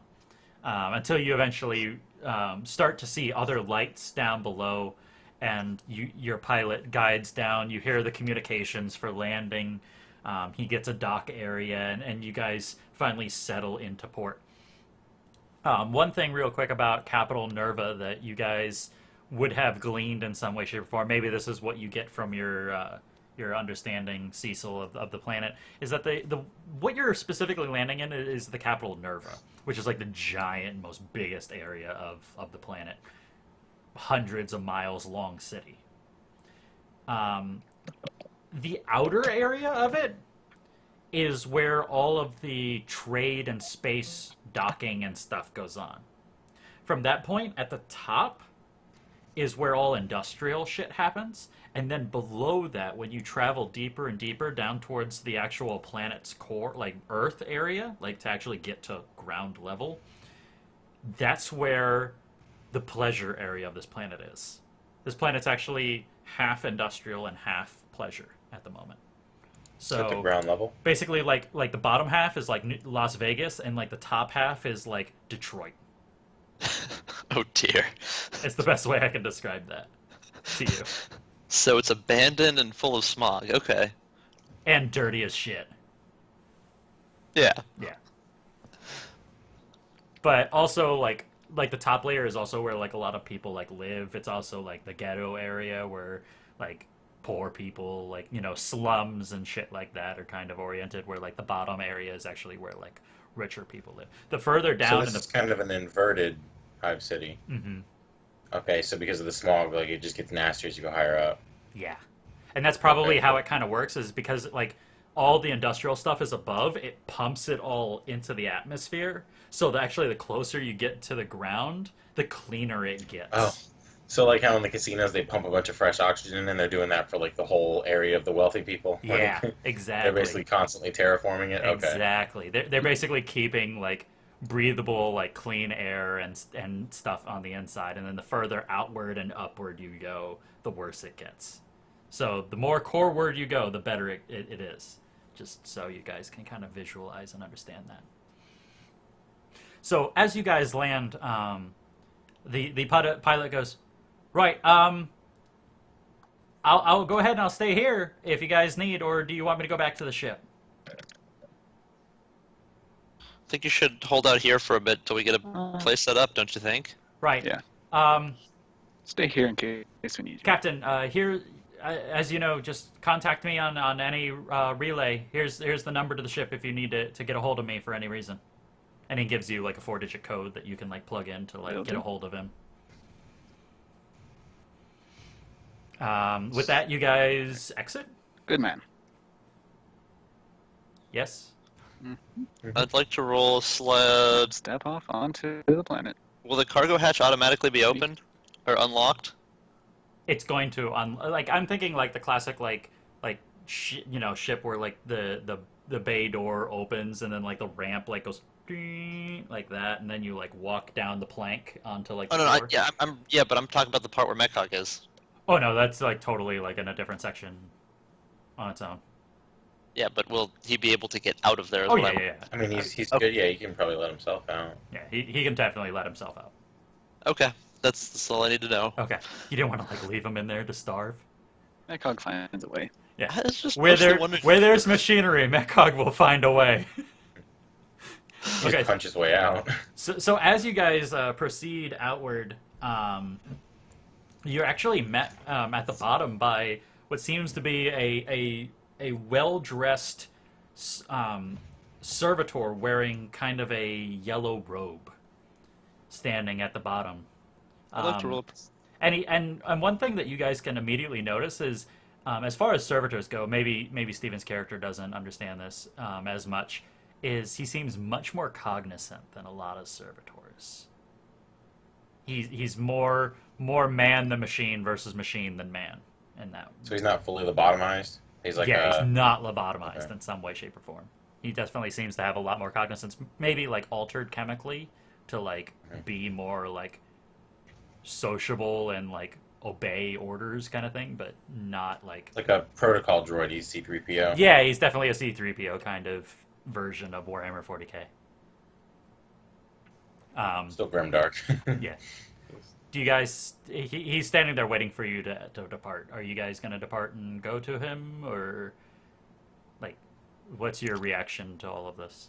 I'm assuming he already sees Zach me. wants to sneak. Oh yeah, I mean, there's only one way off. Yeah, so the stealth check's probably out of the question. This is gonna be Zach's new thing today. Is this like, or this campaign is just like, Yeah, I'm going you to be can't hide invisible behind at my cover all now. times. Yep. Okay. That was some sort of shtick. He kind of like looks and he goes, "Gentlemen and Eldar, welcome to our most illustrious planet. I have been sent by." Can I have my servo skull announce my arrival? Yeah, like maybe it leads down in front of you, and All power my trumpet. glory. yeah. So he's to our most illustrious planet. I have been sent by Lady Duchess Calamir, and she welcomes you all and requests your presence at the current celebration on our wonderful capital. Celebration. You say? Yeah, and at that point, your servo skull like announces the three of you, and like he goes, "Yes, I fully understand. I can see them right there. Thank you." And like the servo skull then like turns back and like returns to you. Like he says, "I have a car waiting for you. If you would like to join me, I will be happy to take you to the celebration. Your presence would be most widely accepted among the noble houses." What kind of celebration are we talking about? Oh, the celebration is the fourth election of Lady Marie Mouat, or Mount, Lady Mount. She has recently won the current election for her to be the Majesty of the planet. She is currently succeeding in creating this wonderful planet into what you see now. As he like points to like the nastiness and smog of the area. How long? Who has the ability like a mask? Just I know Steven's character does. I am all good. I have I have a guess, goggles. Congratulations on the goggles. Jay, do you have anything? Well, your eyes aren't irritated. That's good. I have a respirator / gas mask. Respirator. Apparently. Perfect. Yeah. So probably the gas mask is a little bit more oriented for this. So probably like I'll say, at least for this, like Cecil, you probably tried to sneak, and immediately upon breathing in the atmosphere of this area, you just start coughing like a smoker.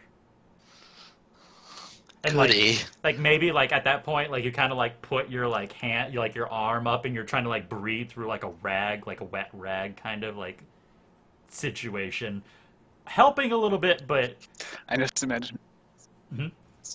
Draculaing. yeah, I want to suck your blood. Yeah, kind of thing. Like I do have you're a nice doing the look. best you can, but like you are definitely dying in both a figurative and literal sense in this atmosphere. Oh, goody. I mean, it's not affecting you at the current point in time, but like you definitely need to get out of this like open air or put something on. Okay. And at that point, the servitor kind of goes, "If there are no objections, please follow me." And he kind of like points over with like I have no objections. one hand, and it's kind of got like some robotics in it, and he points over. Okay, so yes, Cecil. Mechhog. What do we? Is he just still sitting in the ship, or did he come out? Considering that you're actually looking for him, give me a perception check with advantage. I mean, I'm just asking if like this is something to do with his current, like if Has if he made himself known? Like, yeah, exactly. Probably as you look back, you can Or you hear him catch start that like coughing behind us. no, he's totally fine. So like you might like look behind you and you see like there's like a panel, like a door that's like opened, but it's like slightly cracked. And like you can see like one bulbous red eye of Mechog's like mechanical eyeball like looking out, but like you can see that he's still like trying to like be sneaky like in this, and he knows that he's not good at it, so he's just kind of waiting for you guys to move away so he can make his exit. we're Okay. gonna come back to the ship, and he's gonna be in like a SWAT standoff with the city security forces. It'll be fine. It'll be fine. Yeah, but they might not be. It'll be fine. It's like normal humans against a troll in the Shadowrun universe. They Yeah. get fucked. Okay. Well, let's. So he's taking us to a vehicle. Yeah, he's gonna take it to a I'm vehicle. assuming it's an enclosed, like cab. Mhm. I would like to check the lock on the door before we get in. Okay. With no issue, you can see that this is a reasonable like type lock where like you can easily lock and unlock it. You can check the door to make sure that it does what it needs to. Like you can definitely like manually open and close the lock from where you are. It's not like he might be able to like lock all the doors from his driver's seat like a normal car, but like you can unlock it too. Okay, that's what I want to make sure. Yeah, I know what you're going for on that. You're wanting to make sure he doesn't like gas you inside the car or Yep. something like that. Yeah. I know what you're doing. Okay, so yeah, so he takes you there, and quickly you speed off. Probably about another 20 minutes later, as you're driving through, you progressively see, like, as he, like, gets onto different lifts, which take you down to, like, other layers, things become a little bit more cleaner.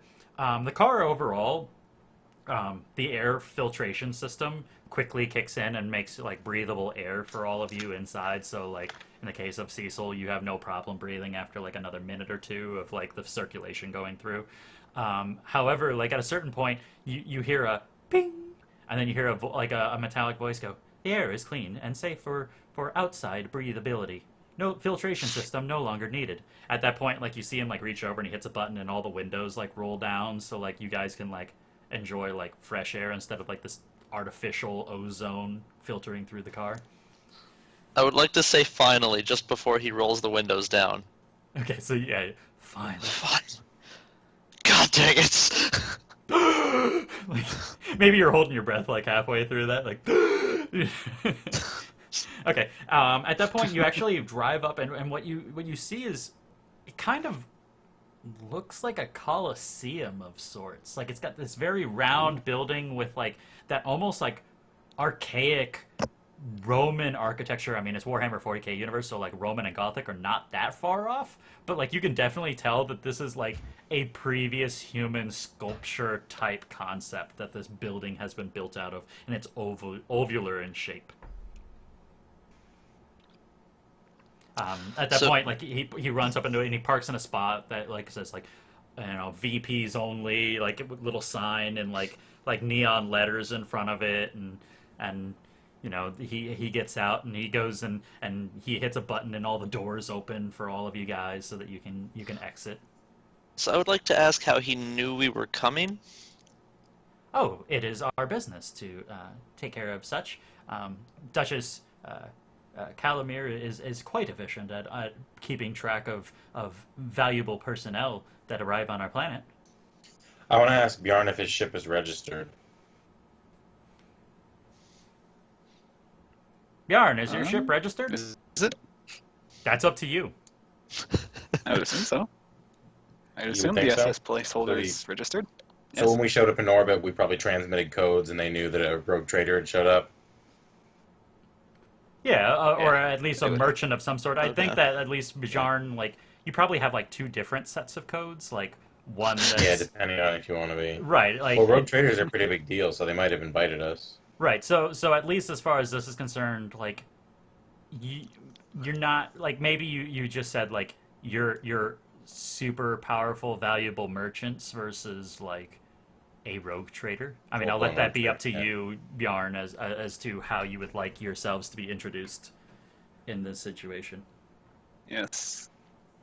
I would be introduced as a very influential, powerful, but benevolent merchant. Okay, so not a rogue trader, but definitely a very To grace the planet with filthy my fucking presence. rich trader. Yes. Okay, cool. So, So I look at the VIP sign and nod approvingly. Ah, awesome. this is back to what I'm used to. All right. Yeah.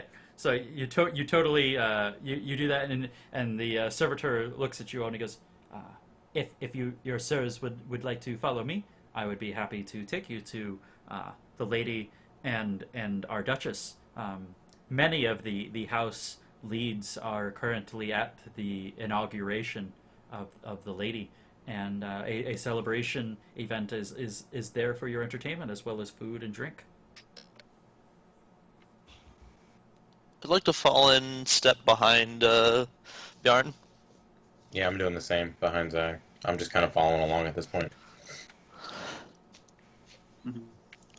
Are we going through a crowd of people at all?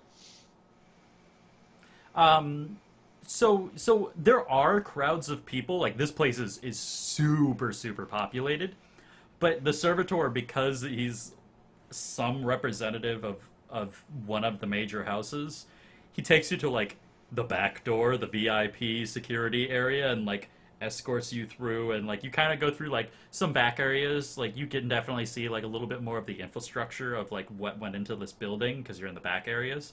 But ultimately, you come out into a very plush, velveteen-looking area with like nice carpets and everything. And he says, if you will please step to the third door on the right, you will find yourselves in the company of our legislature.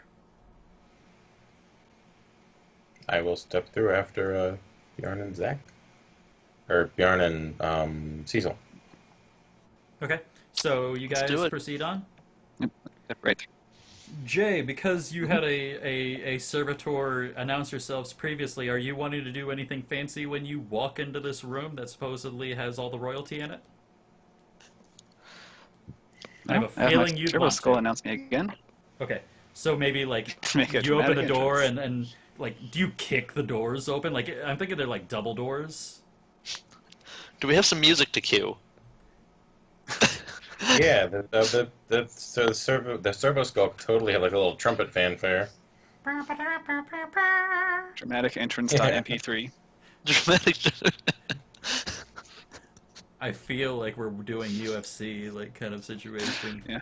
Yeah, that's our fight music. His name is Randomly Bjarn lean with it, rock Gilbert. with it, lean comes through the servo skull. Yeah, so like this, you kick the doors open and the servo skull like rushes in and like over its speaker it does some kind of probably imperial capital like theme music with trumpets. Darth Vader march. Yeah, no, but like some kind of like trumpetine like kind of music to announce your presence and then it does it do like titles and everything too? Do you have like titles or like made up titles or something like that? Like Like how I just have a how little program on it to randomly flowery. generate titles. Okay, cool. Randomly generate titles. And Most like only at the exalted. end does it have like the pre-programmed stuff. So like and like probably like as you guys are entering and it's like and Slayer of the dreaded bloodletter. Like from what is it? Culturizer of the Kroot on the planet blood. Like the last two things that you did like to kind of like actually add some validity to your awesomeness. And at that point, That is like perfect. maybe like half of the room has paid attention to this, but you can see like another half like totally like ignoring like everything going on from the servo skull. Totally like like maybe like you hear like some like super snobbish like British guy go, and then I said to her, no, that's a banana. Like kind of thing like after the servo skull's done. And like that's like then you hear like a couple like people like chuckle at that, but like none of that group is paying attention to you. I don't pay any attention to them. I just head over to the people who did pay attention. Okay. I have nothing to say to anybody. I say, I'm excuse following me, have along. you seen the Duchess Calamere? Who do you say that to? Do you say that to like a servant or like one of the people in this room? Like- Just someone randomly who was paying attention to us. Okay, so I think that probably you see a couple people that seem to be walking around carrying like trays of fine fruits and hors d'oeuvre type things, fluted glasses of some bubbly blue, almost murky liquid in a like a champagne glass kind of thing. And you grab one of those guys that's kind of about to like walk out, and you point and he goes, just look at the fat one.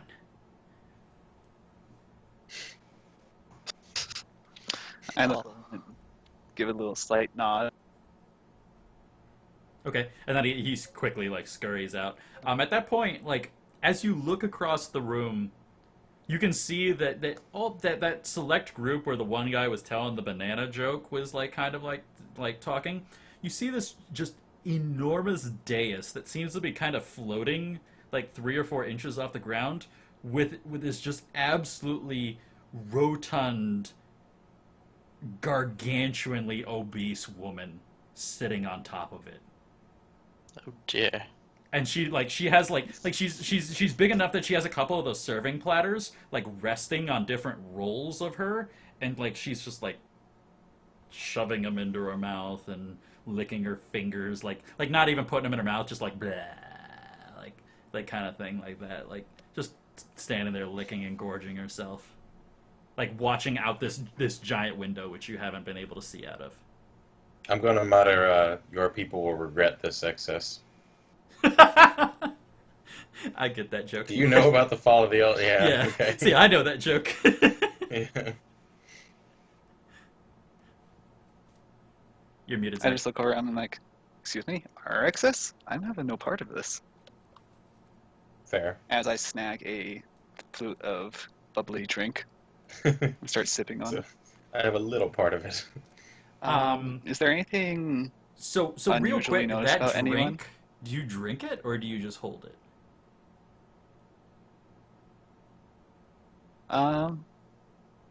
Why not? Well, I drink it. after. Oh, damn. I start ballsy. sipping on it.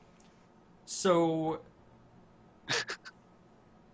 this is gonna be like an 80 proof alcohol, but it adds the weird tingly sensation, like like when you drink a bubbly drink, how it like dances on your tongue and kind of burns your tongue a little bit.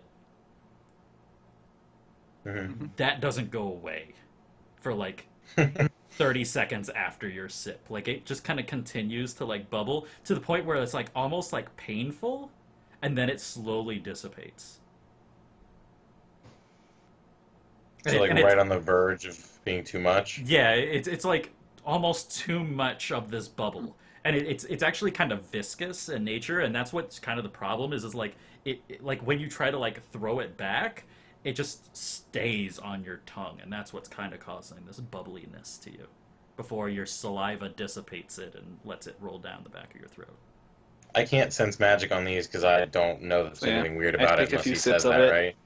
Pause. You could try to sense if there's something odd about But these what's the drinks. motivation for my character to do that? Because all I just did was see him pick up a drink. You know Yes. what? That kind of does make sense You because I'm don't trust generally freaked anything out human. by. Yeah, so I want to try and scan. Can I? I can't do both. I have to pick between scanning or sensing magic, right? This would be more a sensing magic versus the scanning, which is more like detecting life forms and shit. Well, but scan will actually tell me like the chemical contents of this glass. Oh, yeah, you could do that. Okay, then I'm gonna try and scan it. Okay. This is It definitely... says like, for example, I might learn that a wooden box contains a device of metal and synth, or a glass cylinder is full of poisonous gas. So it'll basically tell me like the general makeup of what's in that glass. So what you can ascertain from this liquid, 100% alcohol, like it's alcoholic in nature. It's not a poison of any sort. It's not intended to harm you. It's quickly like filtered into your blood system through the metabolism. Your metabolism breaks it down. It distributes it like normal alcoholic type things.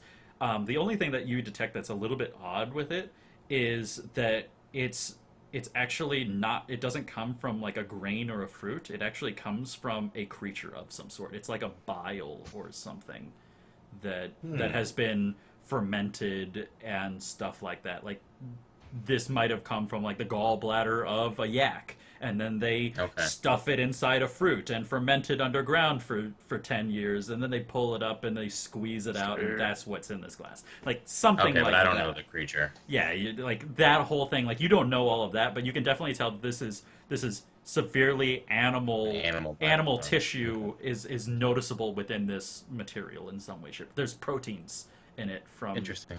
in some way, shape, or form. Okay, I won't say anything about the soiling green alcohol that he probably just drank. Yeah, the bubbling blue champagne, Yeah. the Yeah. murky bubbling blue champagne. Okay, so this room, this is kind of like a sandbox area. Like this is totally up to you guys what you want to do in this room. You've been pointed out to Lady Mout, and you know that somewhere in this room. I take a few sips. You also know that And then Duchess it starts Calamir is to here. get to an uncomfortable burning. I pause, look at it, and set it back on a tray. Oh, like another like guy walks by and you're like, and gone. You know. Okay, cool. So yeah, you know at least the Duchess Calamir and the Lady Mout is here in some shape or fashion, and that Lady Mout has recently won her re-election of the monarchy. Yes. So there's a bunch of ritzy people here. Am I Everyone right? in some way, shape, or form are severely more dressed than all of you. Okay, so I can assume that they've got all sorts of fantastical trinkets on them. Yes. Okay. I would like to. Maugan can cause a distraction, and you can. I would like to look right at Bjarn and say, you know, your showboating's going to get us in trouble one of these days. That is correct. I think also probably like a number of the like Even me? a number of the people have kind of like Taken kind of notice stood of us. away from you guys. A lot of people noticed you, but a couple people have kind of like stayed away from you guys. But now that you guys are slowly filtering into the room, you can see people slowly positioning themselves to approach and talk to you. They're trying to like show it, like they're like trying to show disinterest, but they're showing But they're interest. I look interested at as him. fuck. Yeah, I they don't kind know of what want to you're know talking why about. you're here because they don't recognize you, and weird people that don't belong to the inner circle of royalty are interesting, useful, and or dangerous, and they want to know which ones you guys are. What did you say, Bjorn? Jason? I don't know where he has a family reunion, but that place is super unreliable. Jason? He got really drunk. That drink fucked him up. Yeah, Apparently. Oh, there. Bjarn has passed out There in we the go. corner. I was gonna say his tongue went numb, so he's not really able to talk at the moment. Yeah. What'd you respond to me with? No, mine that's just starting to bug up a little. Okay, so what were you looking at doing, Jay?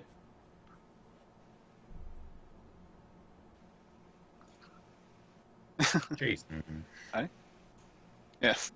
Yes. you're Okay. the leader. What are we doing? Am I good now? Yes, at the moment you are. Nothing for now. It was just you guys sounded robot-y, so Okay. I said, oh So dear. are we waiting for somebody to approach us then? I would like to roll a stealth check. I would like to blend into the crowd. Let me put it that way. So an Assassin's Creed stealth check, not like a straight Yes. going visible. Yes. Okay, I'm gonna lean a little bit more.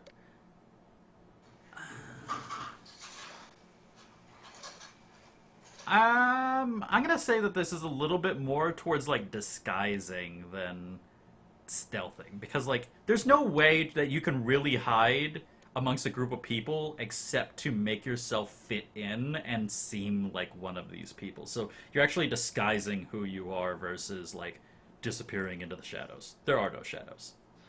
Okay.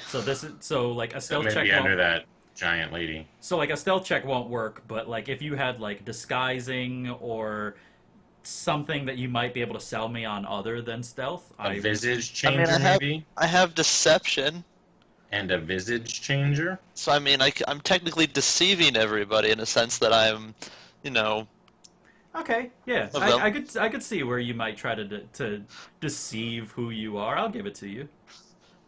Steven, that's my rainy day excuse for having fun. Yeah, but I mean, I don't know. I want us to burn through our ciphers. I want you to turn into a guard and like trip somebody up or something. Oh, no. I have plans. I have plans. Okay. As long as there's an end goal. We'll see what happens, but I have some ideas of how I want to use it. So here's a deception check.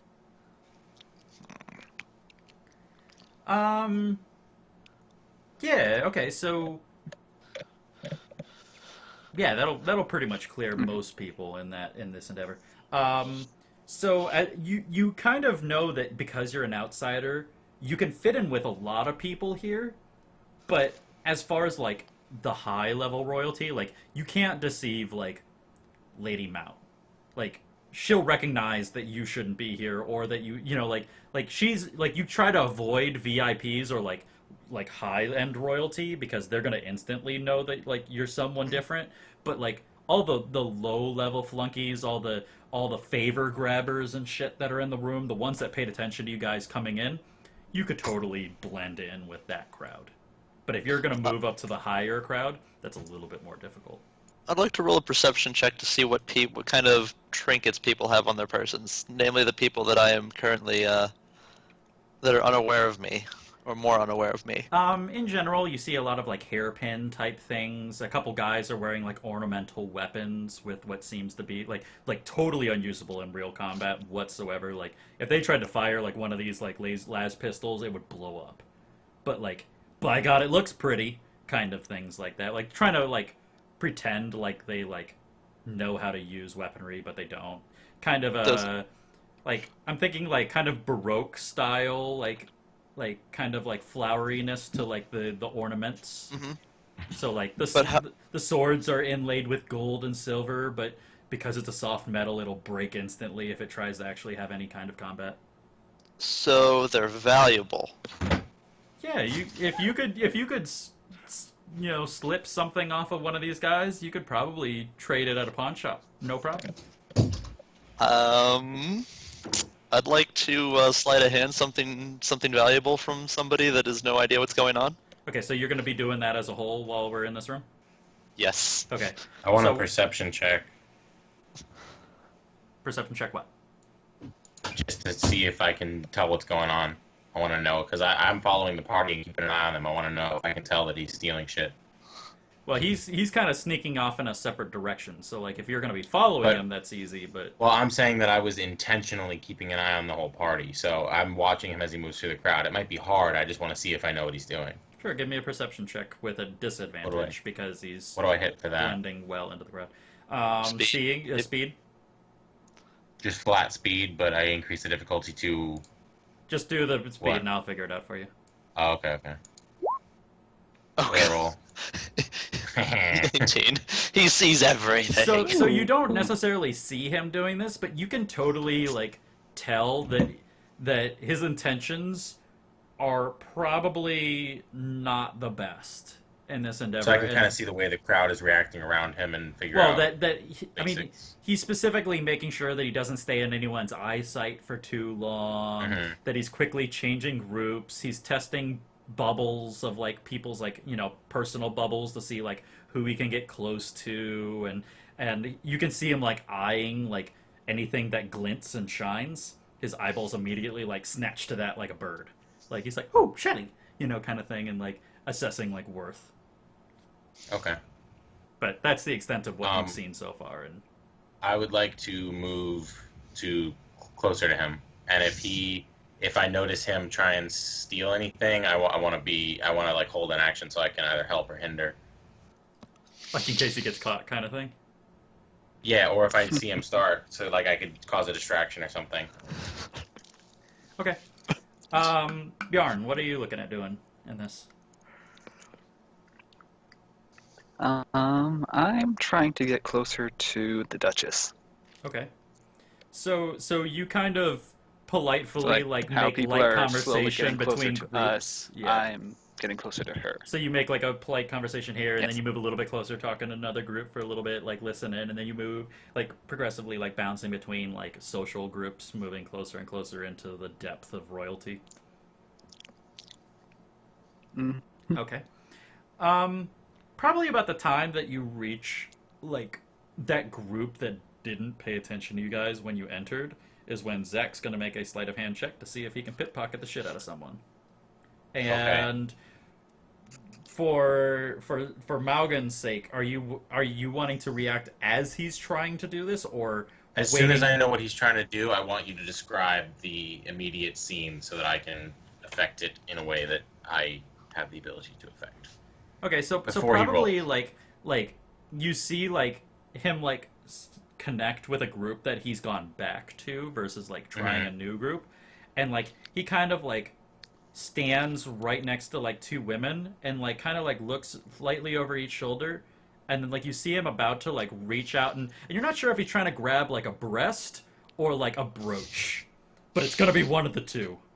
Okay, so as soon as he's about to do that, I'm going to use hedge magic to cause the liquid in the woman who he's not trying to pickpocket's drink to splash into the woman he's trying to pickpocket's face. So she's distracted now. So you kind of just give a light little like tap on the bottom, so like it kind of bounces a little to the left. it looks like her friend threw the drink in her face. At that point, like the one lady, she goes, "I always knew you were a bitch," and like they get into like this kind of like swearing contest and like back and forth, and quickly like he has to like step back away from the equation because now No, I was everybody's trying to help him. Oh. I thought I was giving him an asset. Yeah, you thought Like, she you would be were. distracted, and he could like slip in and grab something while she's distracted. All right, tell you what, maybe like he's able to do Wasn't it. he Like, in the process of doing it? yeah, tell you what, Okay. give me a sleight of hand check to see if you can make something out of this.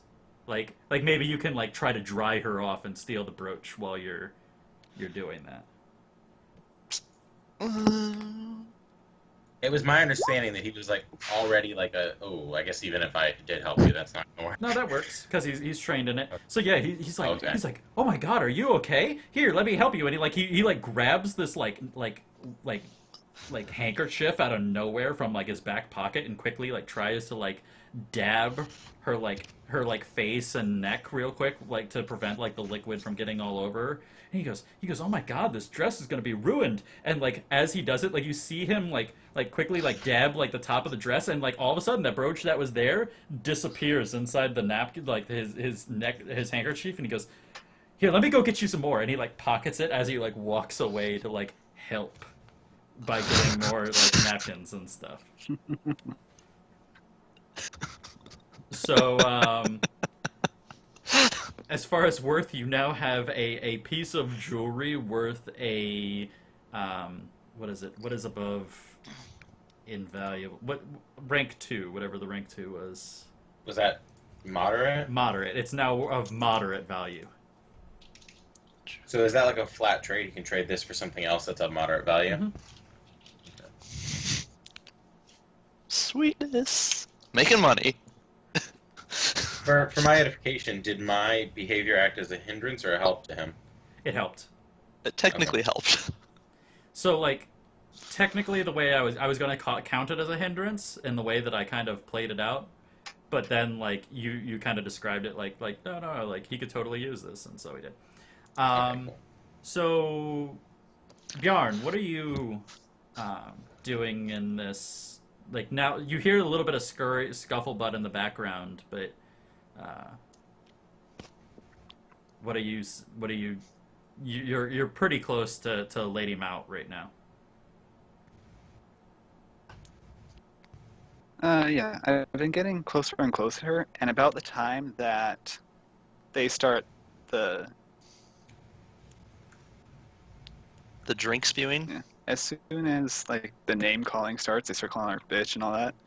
I just lean in to the lady and like, some people, you just can't trust them, can you? You say this to like Lady Mount. Sort of make an introduction to her. Wait, I thought you were Okay. going to the Duchess. I thought there were two people worth note of in here. The The Duchess, I think my note's going. the Duchess Calamir, and the Lady Mount were the two. Yeah, I but you I were thought he was introduced to Lady Mount. Oh dear. You were told Lady Mount's the fat one, right? Hello? Yes. Hi. Am I still alive? Yes. Yes. You're still alive. So, Yeah, so you're Duchess. trying to speak to Lady Mount, or you're trying to talk to Duchess Calamir? The fat one's Mao. Yeah, the one the, we were the introduced fat to. one's Mao. She just regained control over the monarchy. The Duchess And is who's the one Duchess that sent the Calamir? servitor, Okay. who is So maybe, also like, where the real someone of power great lies. power in the structure of the capital, but you haven't been introduced or pointed out to her yet. Right now, I'm trying to speak to the fat one. Okay, So so Lady you're, Mao. you're trying to speak to the monarch.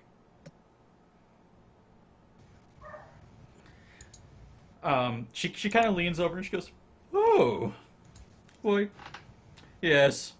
People are so dreadfully boring. I prefer to look down at the games going on." And she kind of like slightly then ignores you, like swivels her chair a little bit to like pretend like you don't exist, and like begins like stuffing more like cracker things into her maw I get the feeling I'm an ear start this.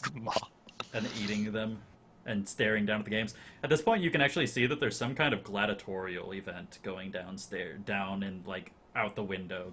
It drops a significant portion, and then there's sand out in this pit, very much like a coliseum type thing.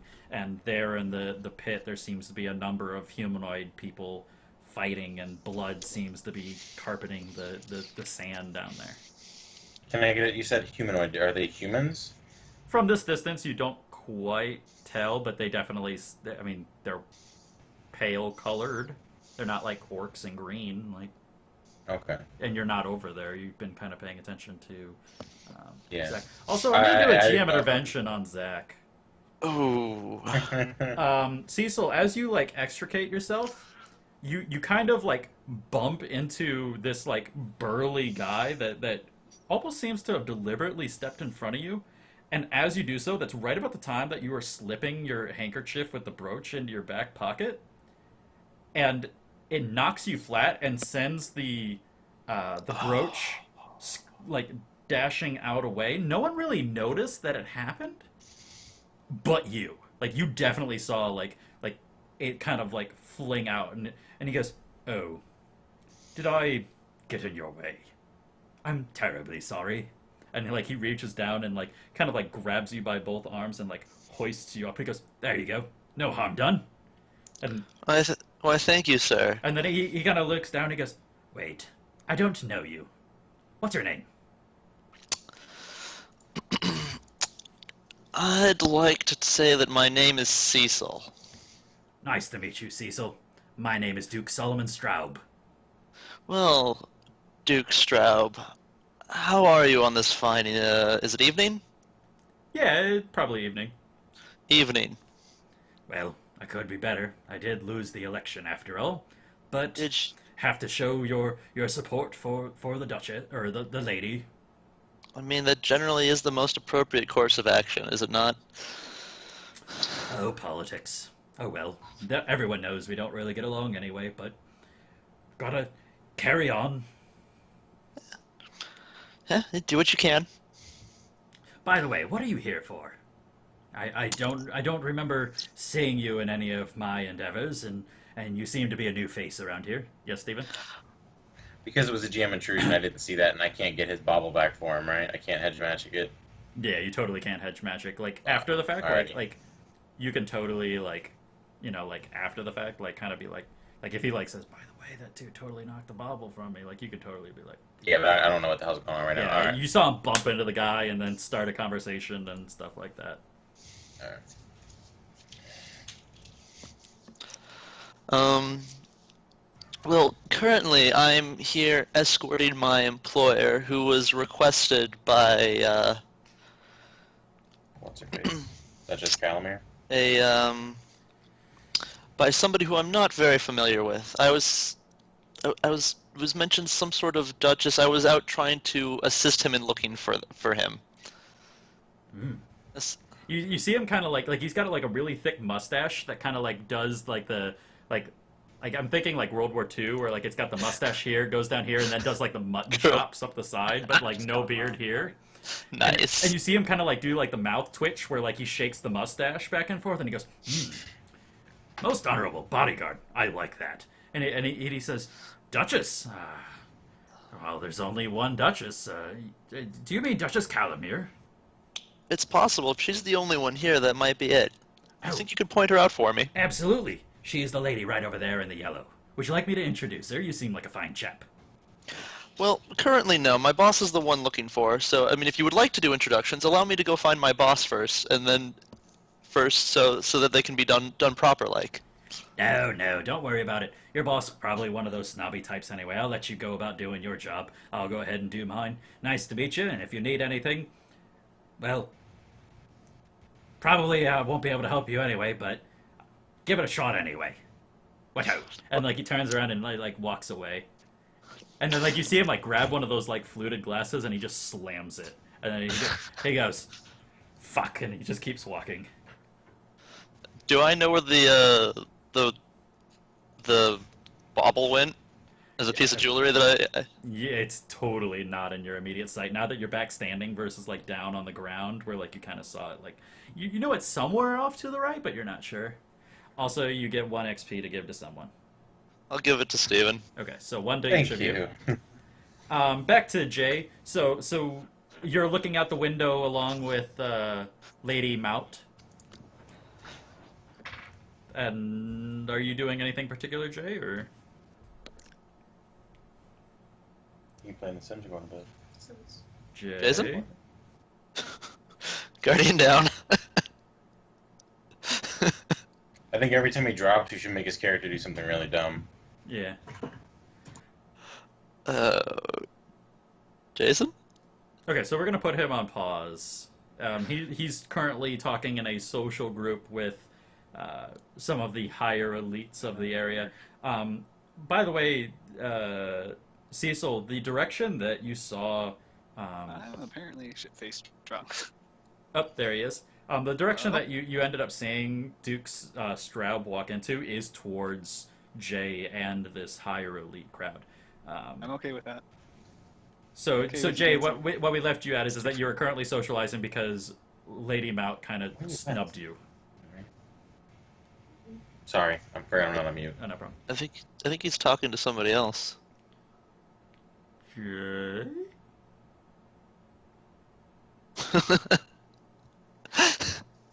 Okay, he's still talking with a bunch of royals in that group. Yes, he is. So we're gonna... Zach gets a lot of screen time tonight. Yeah.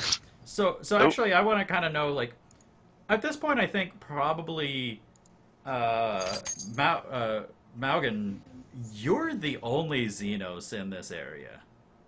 Yes, I am. So I think you probably get a lot of attention from some of the royalty. Like maybe a couple of like the women walk over and they're like looking at you, and like one of them goes, "Oh my, you really are tall.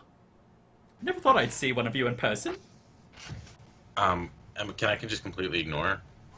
Yeah, you totally like just look over their heads because you're easily like a head taller, and she goes, "Excuse me, I was talking to you." I'll kind of aloofly say yes. Do you like look down at her, or are you still like looking No. past her? You're I like, just say yes. And you just keep walking. No, I didn't think I was walking. I Oh. thought that I was just kind of posted up towards Okay. the back, just kind of keeping an eye on Zach and Bjarn. right. So they walked up to me, and I just say yes. And so she goes, well, how rude. No wonder the Imperium wants to wipe them all out. Humph. And she, like, walks away with a couple of, like, her female escorts. Good for her. I never. Like the classic, like, haughty British, like, woman kind of thing. Well, I never. You know, kind Very of. royal. Yeah. It's about what I would expect. I'll mutter monkey under my breath. Awesome. Is there some way I can signal to Steven that I lost my, what's a fancy loot? Your loot. My loot. You just go tell me, right? I mean, I could, but I'm trying to do it nonchalantly. Mm. I am particularly paying attention to you, so anything you do, I'll pick up on. And you're tall. Yeah, so I can see you. You can just hold up, like, the empty handkerchief. Yeah, I'll just, like, kind of, like, do a little bit of a stretch or something, like I'm doing an exasperated yawn with the thing in the air, just, like, got nothing, Okay. and then... Then I guess I want to try and make a perception check to see if I can see the bauble. Both of you give me a perception check. And that is speed, right? Just flat speed? Yes. Because I don't have anything... I could scan the area, right? I can. I can scan an area that's 10 foot cubed, and it'll tell me if it's in the area. Yeah, it's basically Right? the same thing as like a perception check, though. Like, Just like an asset? yeah, okay, so I'll I roll flat consider it speed. like an asset to kind of like try Okay. to find it. Because there's lots of baubles in the area. Yeah. So I beat it difficulty 1. Yeah, not enough. Alrighty. Zach, did you Let me give me know if one I too? can perception Oh, check. you it want one again. from me as well? Yeah, okay. you're looking too, aren't you? I am. Nope. That shit is gone. There's too many people moving around. Yeah, for all you know, one of the servants could have picked it up. Well, guess I'll have to go for another round. Do I see any baubles that look similar? I mean, on baubles are someone? baubles. Yeah, okay, So, that's like, fine. you're not really like, you know, it's not like, why, that's my necklace, you know, like kind of thing, like kind Yeah. Okay, then I'll just go back to somberly watching Zach and Bjarn. of. Okay. Second check. Jay, you there? Nope. Let's test Stemma here. There we go. Hey! So we tried to get to you, but Huzzah! you're apparently talking to someone or not here or something. So Yeah. so you got Apparently I was lagging really Yes. bad. So you got snubbed by Lady Mout a little bit, and she seems more intent on watching the games and stuffing her face than talking to you, or at least making small talk with Okay. you. Well, I will leave her alone for the moment Okay. and go see if I can find anyone who knows the Duchess. Okay. So you Zach kind of has one. yes. So you kind of slowly like filter off, and you're like, well, that's a waste of my time, and you begin looking around. Tell you what, give me a perception roll, and if you have anything that can like discern like politics or circles, that would probably be able to tell you someone powerful in the room.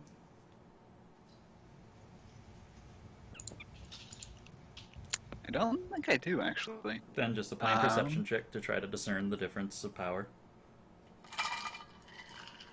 And that's speed or intellect? This will be an intellect because you're not trying to see anything; you're trying to discern something. All right.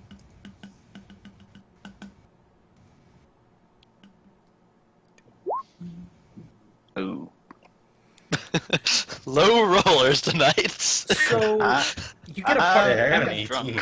I'm gonna give you a partial success on this one. So you don't. Looking for You can't Duchess find Calamari. Calamere. Yeah, Calamere. You seen her? Yeah, you don't see Calamere whatsoever. Yeah, However, right. you Sure. do see that this Sure. this very dashing looking for. guy. Hold on. So you I don't think see I her. think he's drunk.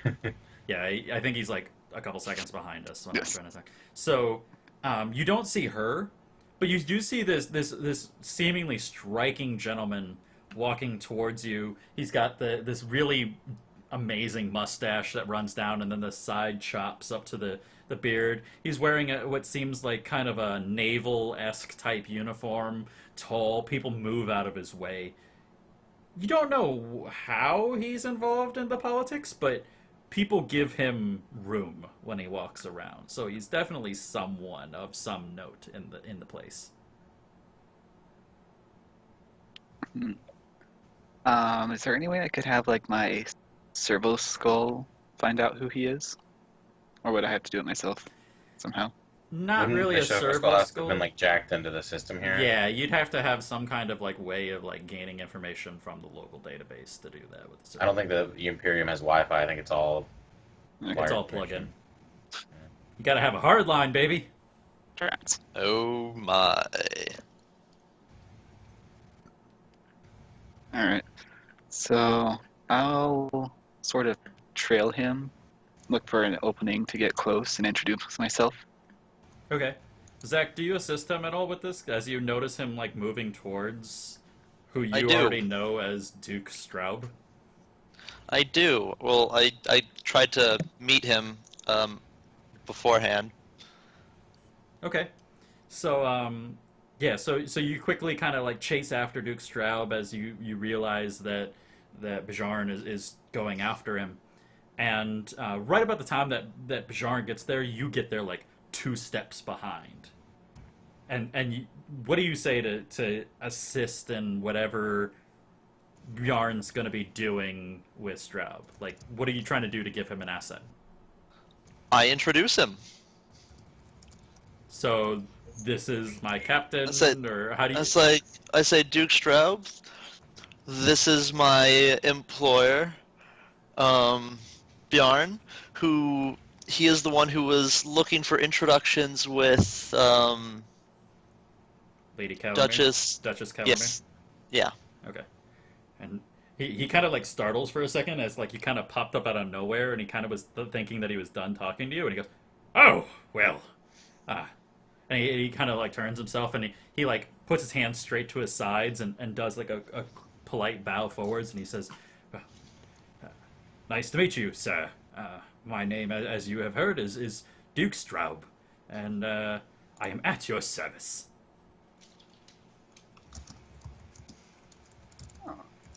Excellent to meet you, Sir Straub. We've just arrived on the planet, and we were invited to this lovely party. Well, that's quite the power that you must have to immediately be new to a planet and to access these levels of royalty this quickly. I'm gonna really blatantly mouth rogue traitor, it's very all the obviously. time. To like Duke Straub. No, I'm not gonna do that. Okay. So what do you say to that, Bjarn?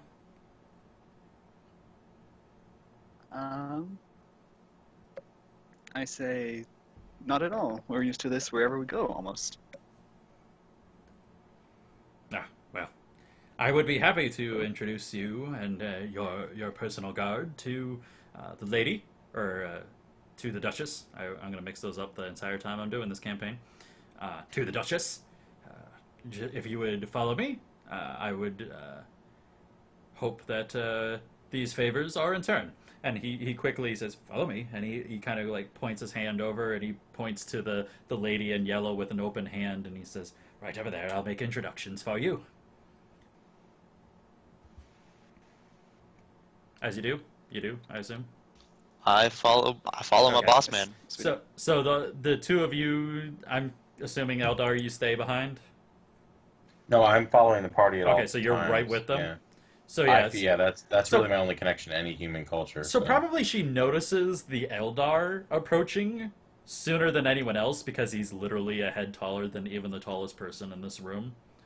Mhm. And she then notices as she assesses, she goes, "Oh, Duke Straub. What a pleasant surprise. I wasn't expecting you to be here." And at that point he says, Right. Well, I have some new friends and they wanted to speak to you. Here you have Sir Bjarn and Sir Cecil, and this tall Eldar the fellow, who I will assume is with him. She goes, oh, well, nice to meet you all. And then she kind of like assumes, she goes, wait, Eldar. And she looks up and she goes, oh, you're the ship that recently came in that I sent my servitor to. It would appear so. The silence as Bjarn's drunk in the corner. Yeah. Yeah, he's our speaker. Zach, I think you're going to have to be the Yeah, face Zach, of the you're going to party. need to... Stagger a little. Oh, there we go. What was that, Jay? Oh, nothing. I was just making a joke. But I did miss the introduction. What happened? He We've been introduced introduced. them, and she recognized that you were the group that she sent the servitor to fetch to this party. Yes. Hello, madam. Our most gracious. Gracious of Thanks for inviting us today. He says drunkenly. I'm drunk. Yeah. You say that? She goes, oh, you had one of those blue Sure, bubbly let's go drinks, for it. didn't you? And she goes, well, no matter. And she goes, you must be on... And she kind of like leans forward a little bit and she goes, very important business, no? Yes. Very Aren't important business. I know you're drunk, but don't tell her why we're here. aren't we always on very important business? Yeah, there you go. Well, I can't help you really right now. There's too many prying ears and eyes, if you do understand. However, if you would like, I would be happy to make a certain appointment for you over at the hospital, where there is a particular person that would like to speak to you, if you catch my drift. A hospital? Is she threatening us? No. Oh, really? Where and when would be a good time for us to show up? It would be unfortunate if we caused any sort of distress for this potentially incapacitated individual. You see her reach into like between her breasts, and she pulls out like this like thin stick, and she looks at it, and it like probably has like a time or something like that. There's like a kind of faint glow from it, and then she places it back down between her breasts, and she goes, well, right now would actually be quite convenient in the given circumstances, and if you would like, I'd be more than happy to show you guys more hospitality after all of this is done. Maybe tomorrow, if you would like to send a call to my estate, I'd be happy to help you. Sure. Do we have a way of contacting you? She goes, oh, I do have a servitor, the one that escorted you before. He would be able to give you that information and escort you, drive you to the hospital area that you are looking to have your appointment at. It's the least I can do for ones of the Imperium. That is wonderful. We will take your servitor over to the hospital right away. It's very I drunk. sort of lean up against. She goes, Yeah, I lean up against Maugan, okay. just sort of help myself balance. Yeah, she's like, right, well, He's a if light you just weight. exit through those doors, I will signal one of my servitors to assist you. As we leave, I want to notice the fighting pit and see who won. It's of interest to my character. So Some nameless slave. give me a perception check to see what you can glean from this distance of what was going on down there. How the Did I fuck am fall gonna- into the fighting pit? Yeah, how do I make a GM intrusion on that? On a perception check. I think what probably happens is like you're not quite sure because you're so disgusted by the entire thing, recognizing that this is the same way that the Eldar fell, and probably you speak Slanesh's name out loud, and it causes a couple people to kind of like look at you, and maybe like a gasp from like a woman as she faints from hearing that name. That's kind of like a Voldemort thing. I would have said she who thirsts. I think you as a GM intervention, you totally like miss that like. I'm going to spend an XP to negate that then, because Okay. that's way out of character. Okay, yeah. So you go. She who thirsts, you know, as like Yeah. your way of fixing it, as you do Yeah. catch that. However, a couple people like maybe like one or two noticed that like you were about to say something not good, but you caught yourself. But like Yeah. nothing really comes of it is how I guess you counter that. So, but like there's noticeable disgust still on your face from Oh yeah, that makes total sense. Yeah. the way that the Yeah. thing goes, which is kind of at odds for like where you are. Like people are noticing like this is probably the most emotion that your character will show all night, if not all week. But like that's kind of like the concept that I kind of get from it is like you like probably there was just like this burst. I don't know, maybe there's some past history or something, but like you just absolutely like lost your cool like looking down there. Probably there was like a lot of blood carpeting the sand, and maybe there was a beast eating like a corpse or something like that, and everybody's cheering, and it just made you near vomiting with the concept of damnation in this entire endeavor. And so are we on our way walking out then? Is that what I'm yeah, gathering? Okay. At that point, well, like he kind of turned, like probably specifically like Maugan like immediately does like a 180 and like starts like visibly kind of pushing his way out. I would like to attempt to pickpocket something on my way out the door, utilizing our slightly drunkard and slightly emotionally like distraught Eldar. As him like leaning like into somebody, you know, though I have to like catch him and then snag something on the way back. Okay, go ahead and. So do I? Cecil, you should try some of this blue shit. It's great. So should I? Do I get a like an asset for that then? Yeah. Utilize it. I'll give you that. Sweetness. Nope. Yeah. Well, so it would have been he would have been able to beat a difficulty 3 because he had 2. Yeah, it's technically a difficulty 3, but there's other things going on too. Yeah. Okay. Okay. I see how this is. Because partially it's like he's now been because basically what's happening is there's actually also a -1 to this, or I mean like a +1 because he's now been seen with the group and he's traveling with the group and the exit, so 1's negated and technically he needed to beat a 3. So if he spent effort, he would have been fine. But blast! I debated it too. yeah. That's just the kind of the way that I saw it is like you were definitely using them as like the con, but you weren't. You are now like recognizable as like this outsider with the group. Yep. If Okay. you never joined them, if you never did the introduction and all that, then you would have been fine on that. Anyways, so you guys exit, and outside you see the same servitor, and he says, "Well, sirs, if you would please follow me, I would be happy to show you." That was good, right, Stephen? I can see you nodding your head like that was tasty as fuck. No.